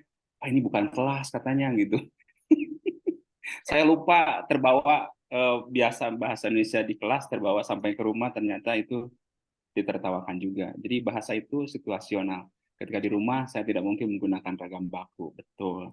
Jadi saya menggunakan ragam bahasa ya apa namanya ragam bahasa yang tidak baku sekalipun ya sama-sama sebetulnya sebagai alat komunikasi. Yang paling penting adalah kita bisa menempatkan pada situasi seperti apa kita menggunakan bahasa yang tepat. Itu Anggi mungkin ya jawaban dari Bu Evi. Barangkali dari teman-teman yang lain masih ada? Nadila kayaknya sudah mau. Tuh udah tertebak oleh saya langsung. Silakan, Ya, Nadila. Assalamualaikum warahmatullahi wabarakatuh. Ya, Waalaikumsalam. izin bertanya, kan tadi Ibu ada pembahasan tentang pengajar di luar negeri ya Bu ya? Nah, itu apakah ada syarat persyaratan umum nggak Bu untuk jadi pengajar di luar negeri? Itu aja. Assalamualaikum warahmatullahi wabarakatuh. Waalaikumsalam Nadila. Iya, berbicara tentang BIPA ya, bahasa Indonesia untuk penutur asing dulu memang sampai tahun 2019 itu Badan Bahasa mengirim guru-guru dari Indonesia ke luar negeri. Misalkan Nadila dikirim ke Jepang untuk mengajar bahasa Indonesia di kampus mana gitu. Itu persyaratannya tentu saja Nadila harus memegang apa ya, kalau tidak salah ada ini sendiri ya, sertifikatnya sendiri BIPA itu ya. Jadi Nadila harus lulus dulu program BIPA-nya, lalu memegang sertifikat tersebut untuk akhirnya bisa mengajar BIPA pada penutur asing. Karena metodenya beda sama ngajarin bahasa Indonesia ke orang Indonesia. Ada kiat-kiat khusus atau cara-cara khusus yang tidak bisa kita terapkan kalau mengajar orang Indonesia sama mengajar orang luar negeri beda gitu.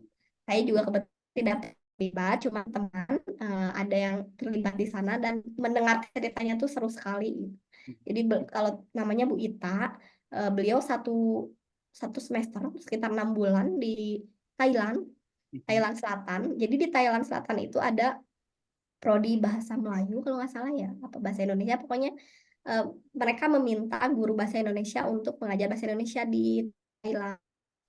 Jadi mungkin Nadila kalau wah tertarik nih boleh banget. Kalau di Inggris ada teaching English as second apa ya, foreigner gitu. Nah kalau di Indonesia kita punya BIPA, program BIPA bahasa Indonesia untuk penutur asing. Mungkin nanti bisa ke sana arahnya Nadila. Atau mungkin skripsinya boleh nggak sih Pak kalau di Boleh. Wah, sangat boleh boleh. sekali. Kalau ini keterampilan bahasa Inggrisnya menjadi syarat juga harusnya tambahannya ya, Bu Evi. Kalau nanti mengajar di luar. Kalau tidak saya setuju. Hmm. Kebetulan itu dari pusat sebelah. Ya mungkin bahasa Inggris ini TOEFL standar mungkin. Oh, Tapi TOEFL kalau standar. seperti itu. Ya. Yang penting Nah, bahasa nanti aja. oh gitu ya. Ini harus ada ini kayaknya Bu Dea, nanti kita agendakan ada studi banding ke luar negeri ini. Ya, Nanti kita harus ketahui jalan-jalan ke luar negeri. teman-teman, iya betul. Kita harus tahu teman-teman kita yang sudah ada pengalaman mengajar BIPA di sana itu seperti apa begitu ya. Teman-teman kita yang sudah jadi tenaga pengajar bahasa Indonesia di luar negeri gitu. Seperti apa mungkin yang jadi bahan.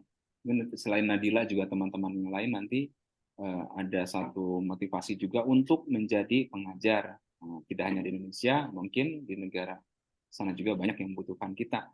Jangan berkecil hati. Insya Allah bahasa Indonesia itu menjadi bahasa internasional. Ya budaya sudah menjadi bahasa internasional ya. Sudah diakui Sudah di diakui. UNESCO ya untuk Oh, salah satu bahasa ya. Harus menjadi resmi. kebanggaan gitu. Iya. Iya. Itu mungkin ya Nadila. Untuk ada lagi teman-teman yang lain di Zoom yang mau bertanya? Sambil menunggu, belum ada lagi. Ini ada satu pertanyaan yang ada di YouTube. Ibu boleh saya bacakan lagi.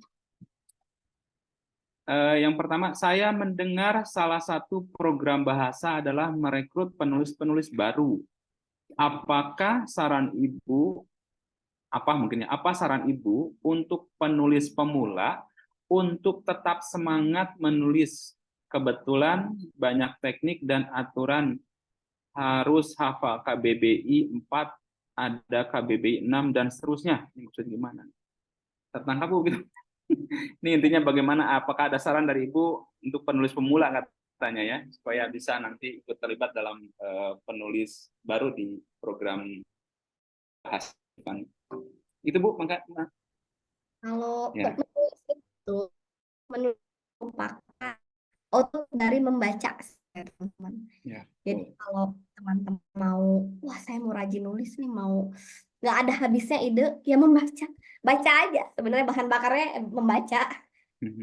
Baca apapun yang teman-teman sukai. Mau suka K-pop, fanfiction, boleh tulis. Nanti suka ngehayal-hayal biasanya siapa misalkan Jeno atau Mark gitu dibikin cerita fiksi, bisa banget. Jadi bahan-bahannya dari mana? Dari baca gitu. Jadi kita baca karya orang lain, kita terinspirasi dari yang lain, baru menulis pun nggak akan berhenti kalau kita bacanya tidak berhenti. Itu jadi untuk terus menulis ya sebenarnya kuncinya. Iya, betul. Pada kita sharing. Betul itu. Kita bisa menulis itu kalau sudah ya, kuncinya betul banyak baca lah. Apa yang mau kita tulis kalau kita tidak banyak baca gitu. Makanya perintah pertama ikro, nah baca ya.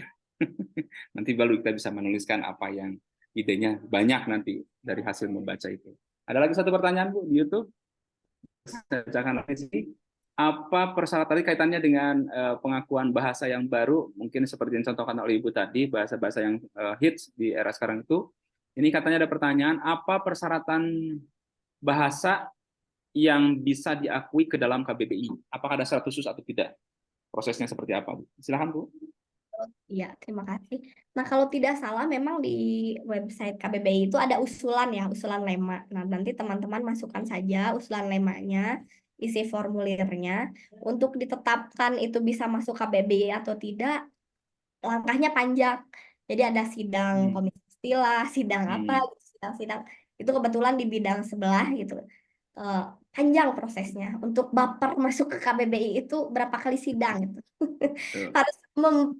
harus meyakinkan kepada para profesional gitu, para ahli-ahli bahasa, profesor-profesor, ini boleh kok Pak gitu. Nah, itu panjang prosesnya. Jadi kalau yang berkaitan KBBI sepertinya ada yang lebih pas. Kalau mau nanti sesi khusus KBBI saya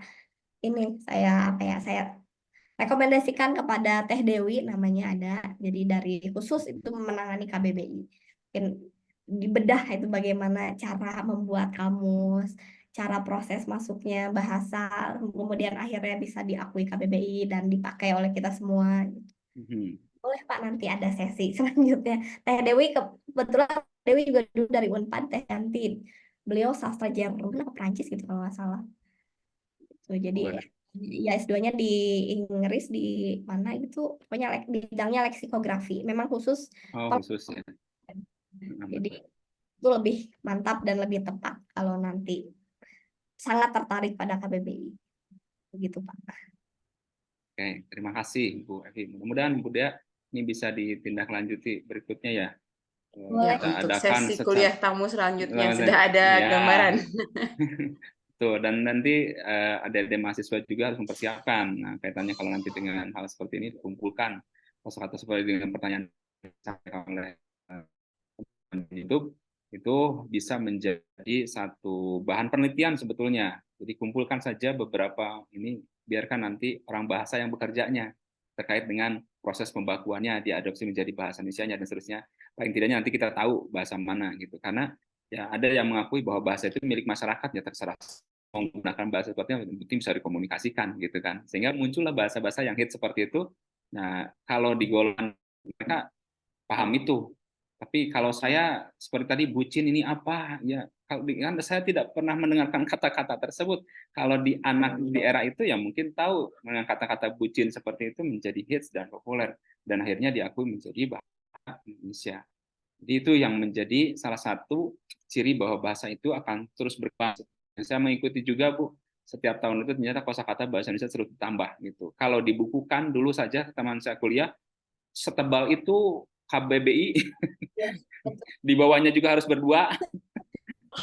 Berkali sekarang sudah ada yang lebih sederhana dalam bentuk aplikasi gitu kan. Kenapa tidak dimanfaatkan digital? Sekarang itu sudah semua ada di sana gitu. Jadi kalau saya katakan guru bahasa Indonesia jangan menganggap bahwa dirinya adalah kamus berjalan. Nggak bisa segala satu kita ditanyakan ini artinya apa. Nah kita buka aja kamus supaya lebih meyakinkan karena sudah ada badan bahasanya. Gitu. Ya. Oke, itu ya pertanyaan. Barangkali masih ada waktu Bu Dea untuk hari ini. Ada sampai pukul 12 sudah nih. 12. Oke, siap. Ini ada lagi satu pertanyaan yang sambil memberikan emoji love. Love ya, orang Sunda saya bacanya love.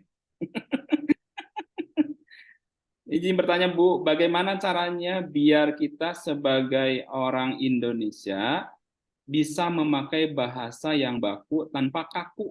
Tanya begitu. Mungkin ada tips dan triknya dari Ibu terkait dengan penggunaan bahasa Indonesia ini seperti apa? Silakan, Bu Evi. Tergantung situasi. Kalau kata Pak Dani itu situasional. Kalau ingin merasa tidak supaya tidak kaku gitu, ya ngomong gimana ya? Dan susah. Mungkin kalau sesama orang Indonesia tetap aja berasa kaku, kecuali dalam forum-forum ilmiah, misalkan di seminar atau konferensi, pas bertanya, Bu saya izin bertanya, bla bla bla, enak gitu. Tapi kalau dalam forum tidak formal, misalkan sedang di kantin selepas kuliah, bisa sih dicoba itu. Tadi kamu bisa mendengarkan tidak apa yang Pak Dani jelaskan? Apakah apa yang Pak Dani jelaskan itu menurut kamu menyenangkan gitu? Tapi Pak, kamu kenal gitu nanti. Jadi kayak apa ya? Jadi beda sendiri, nggak apa-apa sih. Kalau mau tetap keep in track gitu. Jadi mau tetap baku gitu di dunia nyata dan di dunia maya atau di mana boleh kok. Apa ya? Tipsnya nggak ada ya karena saya pribadi suka mencampur-campur bahasa Sunda, bahasa Indonesia, bahasa Inggris, akeun we. Yang penting orang ngerti apa yang kita obrolkan gitu, apa yang kita bicarakan. Kalau saya pribadi, tapi mungkin kalau dalam ranah-ranah formal gitu, di sidang, di apa gitu, baru harus sadar-sadar gitu, formal-formal gitu harus kayak mengingatkan diri sendiri, ayo pakai bahasa formal, jangan sampai keluar mah atau atuh gitu. Ketemu ini susah. Begitu mungkin. Terima kasih. Siap, sama-sama Bu. Kasih love lagi. Oke, berikutnya ada lagi satu pertanyaan. Ada lagi yang mau bertanya di sini? Barangkali sebelum saya bacakan yang dari YouTube. Dan nih, satu lagi. Bertanya tentang kegiatan waktu mahasiswa boleh. Gimana Ah, rasanya? boleh. Ya, gitu tuh. Kan ini sedang dengan mahasiswa ya. Semester berapa nih banyaknya? 1 sampai 7.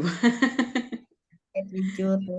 Atau mungkin ada yang mau tanya, kemarin kan Bu Evi dapat beasiswa untuk penelitian naskah kuno di Leiden, Belanda gitu. Kok bisa sampai begitu gitu? Atau mungkin dulu pernah dikirim ke Amerika kalau tidak salah ya, Vi ya. Waktu masih jadi mahasiswa untuk belajar bahasa Inggris di sana gitu. Itu bisa ditanyakan. Jadi beliau ini sudah kemana-mana gitu. Siapa tahu ada yang tertarik, bisa langsung tanya ke orangnya gitu. Nah, langsung aja lah ditanyakan, Bu Dea, itu bagaimana pengalamannya sebelum nanti ke teman-teman yang lain nih. Barangkali bisa bercerita dulu, Bu Evi. Tadi bisa ke Amerika, sampai kemana? Lagi satu lagi. Terakhir ke Leiden ya, waktu Leiden. 2022. Jaraknya dekat nggak dari Amerika ke Leiden itu? Pulang Jauh dulu ke dan Indonesia. beda benua. Ya, nanti berjelajah terus gitu kan. Silakan Bu Evi, barangkali bisa bercerita dulu nih bagaimana semasa dulu kuliahnya bisa sampai ke luar negeri. Motivasinya. Jadi motivasinya berawal dari suka K-pop. Jadi saya suka banget K-pop sama drama Korea sampai sekarang masih ngedrakor. Drakor yang terakhir saya tonton itu kemarin si siapa itu? Demon, My Demon. Pasti ada yang nonton nggak ya? Ada lah ya. Pokoknya saya suka sekali per K-popan itu drama Korea K-pop. Jadi kemudian saya di Unpad itu ada yang namanya program Ajo Exchange. Jadi mahasiswa diberi kesempatan untuk bertukar pelajar itu jadi pertukaran mahasiswa selama 1 semester di Korea. Nah, selama saya satu semester di Korea ngapain aja? Ada yang nyinyir, emang bahasa Sunda ya di Korea, cina nanaonan cina budak bahasa Sunda ke Korea. Itu ada yang seperti itu nyinyir. Tapi saya di Korea tentu saja bukan belajar bahasa Sunda ya, tapi belajar hal lain gitu. Ada banyak hal yang dipelajari, mulai dari bahasa Koreanya, tentu budaya Korea gitu.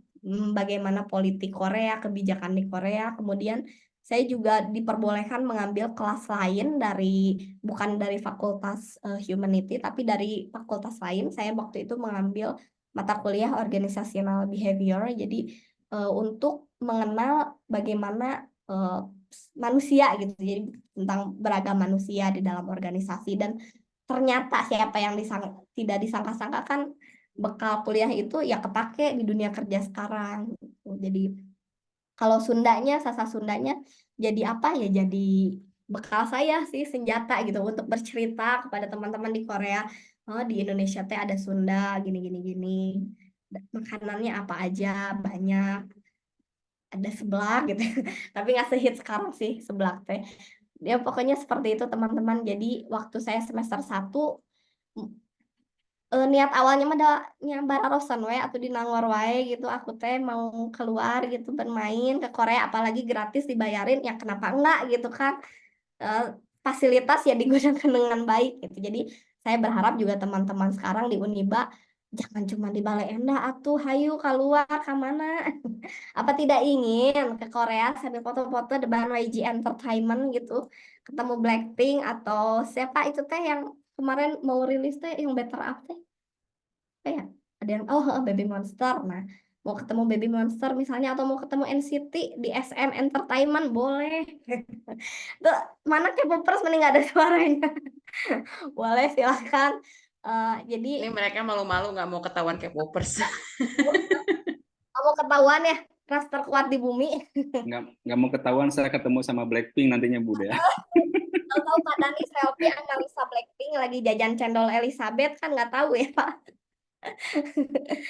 Iya gitu jadi motivasinya sebenarnya apa aja boleh cuman intinya jadi niatnya ya ingin berkembang ingin mengembangkan diri mengembangkan bakat mengembangkan link koneksi gitu karena di dunia kerja itu nanti nggak cuma tentang kamu dan diri kamu enggak tapi ada yang namanya koneksi link itu kita berhubungan berkolaborasi itu bisa digunakan ya pas di dunia kerja mungkin sekarang kamu kayak ngerasa nggak butuh aku mah cukup ya kuliah juga nggak apa-apa nggak usah temenan sama siapa nggak bisa nanti di dunia kerja kamu akan kebingungan Kalau kamu punya banyak teman dari pas zaman kuliah, nanti pas pas kerja atau pas cari kerjaan justru siapa teman yang sebelak bareng ngasih kerjaan jadi guru di mana nggak ada yang tahu gitu. Jadi silahkan dieksplor, dicoba semua fasilitas yang negara berikan seperti ISMA dicoba gitu.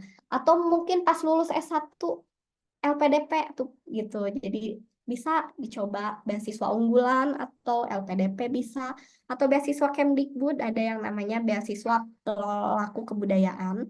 Itu lebih sama kayak LPDP nilainya kalau misalkan mau ke luar negeri gitu. Boleh, boleh banget. Membawa bahasa Sunda boleh. Silahkan dimanfaatkan dengan baik semua program-programnya. Hati gitu. Jadi mimpi mah bagus, justru emang harus bermimpi kudu loba ngahayal emang biar bisa kemana-mana biar bisa jalan-jalan. Dulu saya pengen gitu, mending nggak pernah kursus seumur tiap mau kursus bahasa Inggris kata si mama, nah kursus bahasa Inggris emang lek mana. Tahu-tahu pas kuliah ada kesempatan seleksi gitu kan, ternyata dapat rezeki kursus bahasa Inggris langsung di Amerika, dibayarin sama negara Amerika gitu, lumayan kan. Jadi ya alhamdulillah gitu. Berawal dari motivasi-motivasi receh, pengen jalan-jalan, pengen ke situ ke sana, dari K-pop juga bisa. Nanti ada mungkin yang mau S2-nya di Korea boleh. Enak kan sambil sekolah, sambil fangirling. Aduh, nikmat mana lagi. Ya seperti itu teman-teman. Atau pas kerja, saya juga alhamdulillah berkesempatan ke Leiden yang terakhir itu. Ke Leiden ini itu agak serius kalau ke Leiden, penelitian manuskrip gitu. Kalau itu motivasinya memang dari ingin meneliti dan mengkaji manuskrip yang ada di sana. Jadi saya S2 di Unpad lagi, tapi alhamdulillah berkesempatan untuk penelitian di Belanda langsung, teman-teman. Selama 3 bulan, dibiayai juga oleh Belanda, gitu. Mungkin teman-teman yang lain termotivasi. Motivasinya silahkan. Silahkan Pak Dani, mungkin ada yang tanya lagi. Ya, terima kasih Bu Evi. Luar biasa motivasinya supaya bisa ke luar negeri. Itu jadi motivasi juga buat saya. Insya Allah saya akan S3 Bu. Nanti kalau tadi tipsnya saya harus banyak nonton drakor kayaknya ya, supaya bisa bahasa Inggris. Kalau Buddha itu banyak nonton pertandingan sepak bola. Kalau saya tanya, bisa bahasa Inggrisnya. Kalau saya dua hal itu memang tidak saya sukai gitu ya. Berarti nanti harus saya paksakan untuk bisa banyak nonton drakor. Tiganya di Indonesia, penelitiannya di luar negeri, benar ya Pak? Oke, ya betul sih. Terima kasih. Tadi ada yang sudah raise hand kalau nggak salah. Nurul, ada yang mau bertanya tadi? Siapa? Iya, Nurul tadi. Nurul sudah raise hand-nya? Nurul ada yang mau bertanya? Hah? Bagaimana caranya untuk bisa pertukaran pelajar ataupun misalnya mengambil beasiswa di luar negeri gitu. Oh, tipsnya Bu gimana tuh? Terima kasih. Ya, terima kasih Nurul. Mana Bu? Pertanyaannya, wah Nurul sudah terinspirasi rupanya. Caranya, Nurul ini banyak Google, banyak Twitter. Anak sekarang pasti aktifnya di mana ya? TikTok ya? Atau Instagram ya? TikTok. Anak sekarang zaman kita Twitter. Sama Twitter dulu. TikTok ya. Nah, Nurul kan suka scrolling tuh di Instagram gitu kan. Banyak informasi-informasi bertebaran di ISMA misalnya, program Kemdikbud yang memfasilitasi anak-anak S1 untuk pertukaran ke luar negeri. Nama programnya IISMA. Bentar saya. IISMA.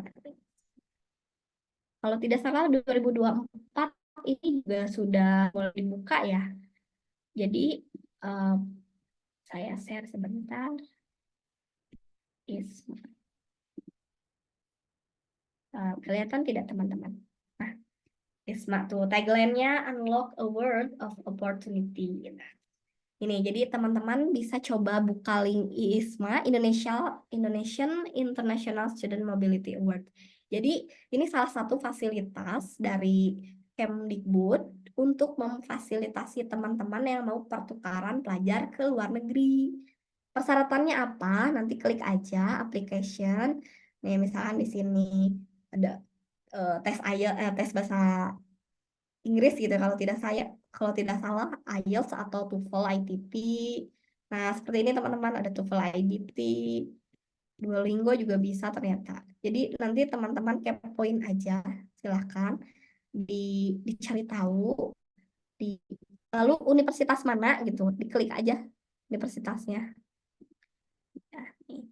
Universitasnya untuk S1 di mana, untuk vokasi di mana, boleh. Ya, ayo kita kepoin lah. Kita cek. Nah, mau ke Amerika bisa. Di Asia ada apa tuh? Hanyang University, Hanyang Daehakkyo. Bisa ke Hanyang. Atau bisa ke Singapura atau ke Osaka. Bisa juga ke Australia, ke Eropa. Dan ini cuma bisa didaftar cuma bisa anak S1 yang daftar gitu. Jadi gunakan kesempatan ini, privilege yang kalian miliki sebagai anak S1 untuk mengikuti ISMA. Karena kalian nanti kalau udah S2 nggak bisa ikutan ISMA. Jadi silahkan dicoba, klik-klik buat akun seperti biasa.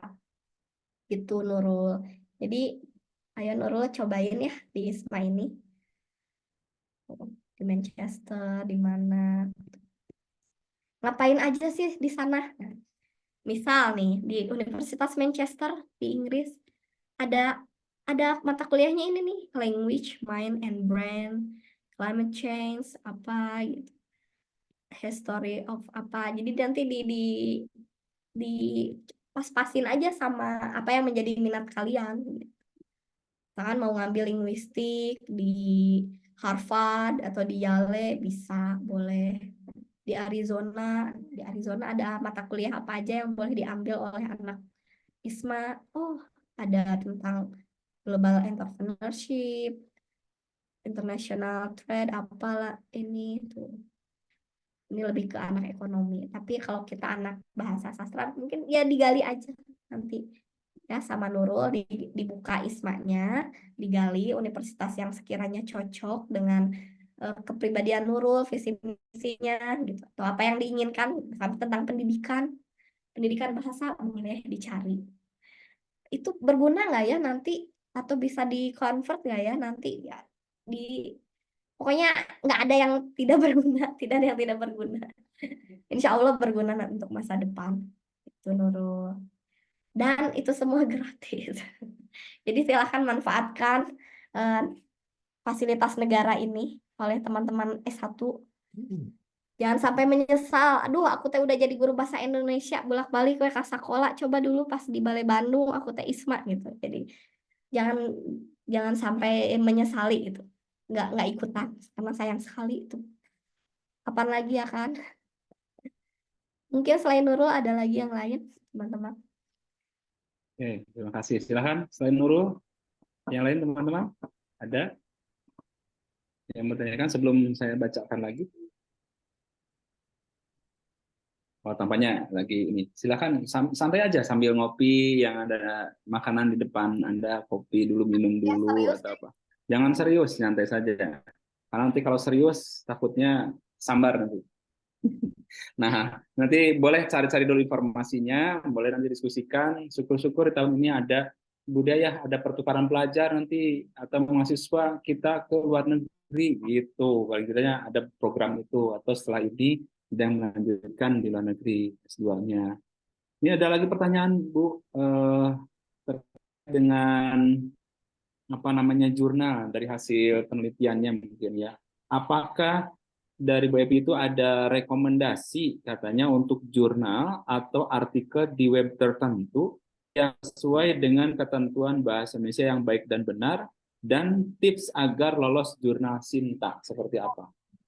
Kalau ini berarti saya menjawabnya pakai jurnal Badan Bahasa ya Pak, boleh? Nah, betul. Sip. Promosi jurnal kantor. Ada jurnal tertentu ya memang Banyak ya jurnal itu. Kalau di Badan Bahasa sendiri ada yang namanya jurnal Badan Bahasa. Di dalamnya ada jurnal ranah tentang linguistik, lalu ada jurnal Jentera tentang kajian sastra, ada Kanda yang dikelola oleh Kalimantan mana ini ya pokoknya, terus Undas, Medan Makna dan lain sebagainya. Kalau jurnal yang mana yang bagus tergantung apa yang menjadi minat teman-teman. Misal ini jurnal Ranah Sinta 2 ya. Untuk masuk jurnal Ranah ini lumayan sih antriannya sekarang. Kalau tipsnya, apa tips trik supaya masuk jurnal Sinta? Sebenarnya simple aja. Apa yang menjadi fokus and scope-nya jurnal tersebut diikuti gitu. Jadi misalkan mau masuk ke ranah ya jangan menulis tentang sastra atau tentang budaya, tapi tulislah tentang bahasa gitu. Karena memang jurnal ini khusus untuk jurnal kajian kebahasaan gitu, teman-teman.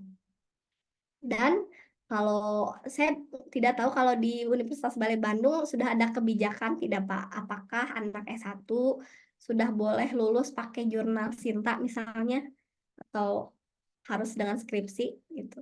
Kalau tidak salah di beberapa universitas sekarang kalau anak S1 aduh males nulis skripsi banyak mending nulis jurnal 12 halaman bisa. Kalau di beberapa universitas lain gitu. Jadi bisa mungkin terinspirasi kalau masuk ke Sinta kan lumayan ya. Gitu. Tips triknya ya itu banyak baca apa yang menjadi kajiannya jurnal yang kamu bidik gitu. Misalkan kamu membidik jurnal ranah, ya dicari aja di ranah ini tulisan-tulisan yang menarik apa gitu bisa dilihat gitu kan. Nah ini nih PPJB SIP. Bisa dilihat. Kalau mau cari jurnal khusus kebahasaan ada di sini nih PPJB SIP. Kalau tidak salah jurnal Balai Bandung juga yang ini masuk sini ya Teh jurnal ya aku lupa namanya di Balai Bandung. Yang Metamorfosis. metamorfosis. Tapi kita belum masuk Sinta, baru mau proses tahun ini mudah-mudahan. Mudah-mudahan insya Allah lah, percaya lah Ade Anti mah keren. Jadi silakan teman-teman kepoin gitu kalau sebentar nih PPJB SIP susah di. Kalau PPJB SIP ini khusus jurnal bahasa dan sastra teman-teman. Jadi nggak usah cari-cari lagi di Google, langsung aja di sini nih di Senarai PPJB SIP. Nah lihat seperti ini. Jadi ini bisa nih. Oh saya mau masukin ke mana gitu. Boleh bisa ada berapa puluh banyak sekali teman-teman tuh. Silahkan retorika ada Tika Kandai. Ijal nih, jurnal Ijal ini di UPI dan Scopus, bukan Sinta lagi, Scopus. Silahkan dicoba. Lalu ke atavisme, wacana juga nih wacana di UI bisa dicoba Scopus Q2. Silahkan teman-teman metasastra apa metamorfosa ya yang nah ini Nah itu ini betul yang itu. di bahasa sastra di Uniba kan Prodi udah punya jurnal sendiri keren sekali teman-teman. Jadi silahkan tuh ada berapa banyak sekali ada sekitar 80 jurnal bahasa sastra, dicari satu-satu dikepoin boleh silahkan gitu. Jadi kalau mau tipsnya supaya lolos gimana ya banyak baca jurnal juga sih. Jadi kalau mau memproduksi jurnal banyak baca jurnal, mau memproduksi buku sastra ya bacanya buku sastra gitu. Mau bikin komik ya masak bacanya juga komik boleh boleh sekali. Jadi apa yang ingin kita hasilkan ya itu yang kita persiapkan teman-teman. Tuh begitu. Pak Dani silakan. Barangkali ada lagi.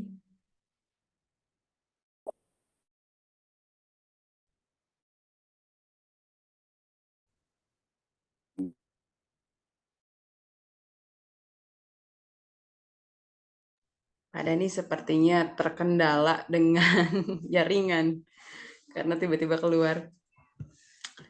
Ada satu lagi ini yang mungkin masih bisa cukup sedikit lagi. Katanya Ibu kalau untuk bahasa para bencong sudah diakui KBBI belum? Maksudnya mungkin teman-teman karena kan ada komunitas yang ya maksudnya komunitas mungkin komunitas tertentu yang punya bahasa tertentu juga gitu. Apakah itu sudah diakomodasi oleh KBBI atau tidak? Begitu. Kemudian ada lagi sekalian saja ya Via, karena ini masih berhubungan. Silahkan. Ya, bagaimana KBBI mengakomodasi perkembangan bahasa di era modern katanya?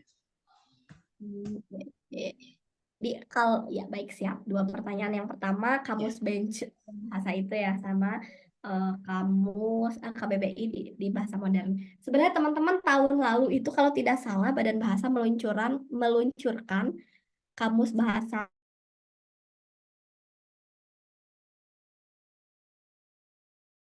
kamus ya kamus bahasa gaul. Pokoknya itu ada kamusnya sendiri dan bisa diunduh PDF-nya di laman Badan Bahasa. Jadi kalau teman-teman penasaran, aduh bahasa-bahasa salon gitu ya, ada di situ gitu-gitulah apa juga pokoknya. Silahkan bisa dicari di kamus Badan Bahasa. Jadi ada PDF sendiri kamusnya, kamus kondek gitu, kamus bencong seperti itu. Atika, begindang kayak gitu-gitu kan teman-teman. Capcus, Cin. Silahkan di download saja di Badan Bahasa karena sudah diluncurkan tahun lalu. Bisa dimanfaatkan juga untuk penelitian kalau misalkan teman-teman ternyata tertarik untuk meneliti bahasa tersebut, boleh banget. Sudah ada kamusnya juga, bisa dimanfaatkan. Nah, kalau terkait bahasa sekarang diakomodir oleh KBBI, yaitu tadi berangkat dari pengajuan lema. Jadi masyarakat bisa mengajukan lema gitu yang punya akun, lalu nanti disidangkan berkali-kali biasanya. Lalu ya kalau misalkan pas cocok seperti bucin gitu yang tadi Pak Dani ternyata nggak tahu apa itu bucin, masuklah ke KBBI dan akhirnya Pak Dani dan generasinya tahu bucin apa gitu teman-teman.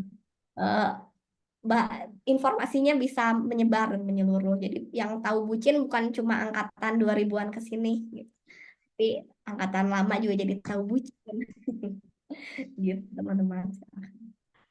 Anak muda zaman dulu, orang tua zaman sekarang ya. Orang tua aja.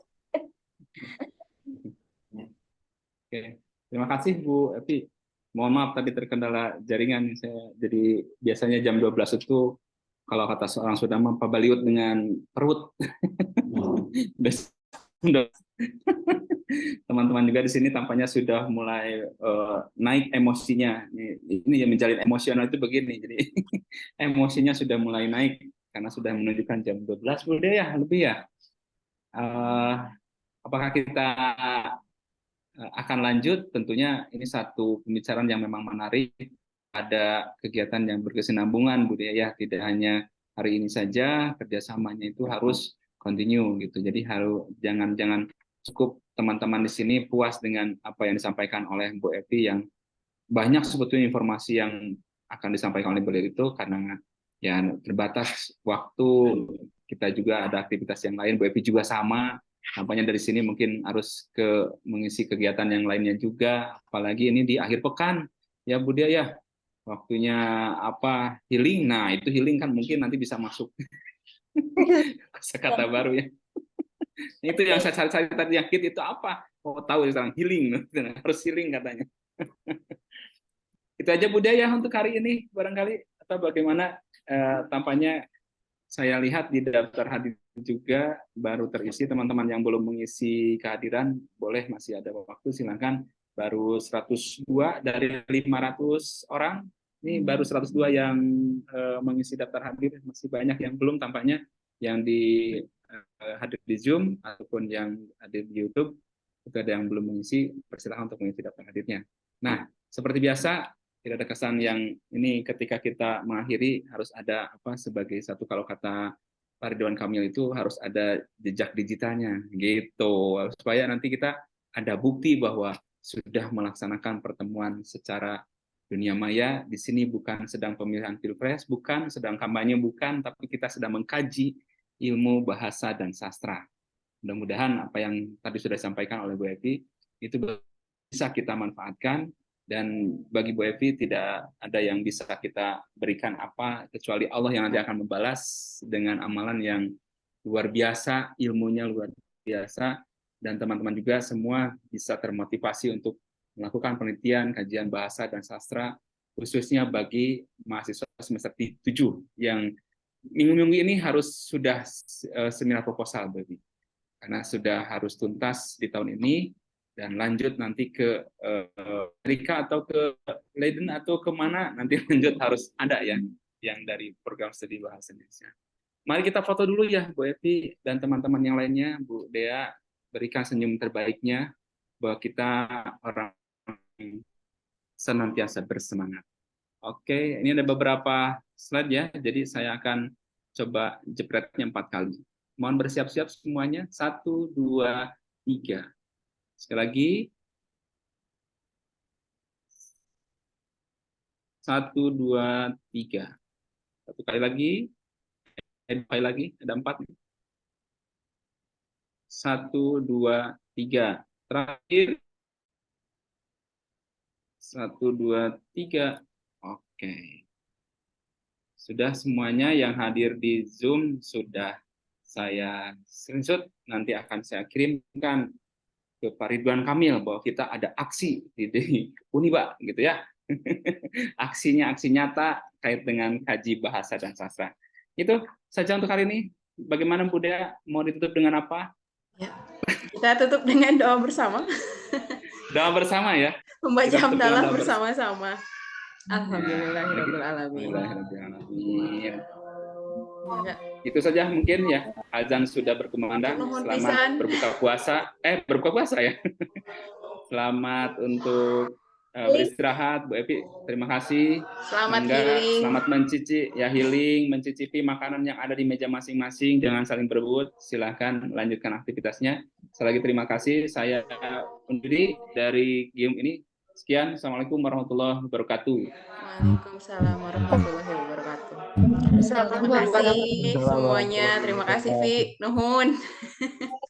Santos diangkat. Tutup ya Zoom-nya. Ketemu lagi, nuhun. Ketemu lagi kapan-kapan. Ya.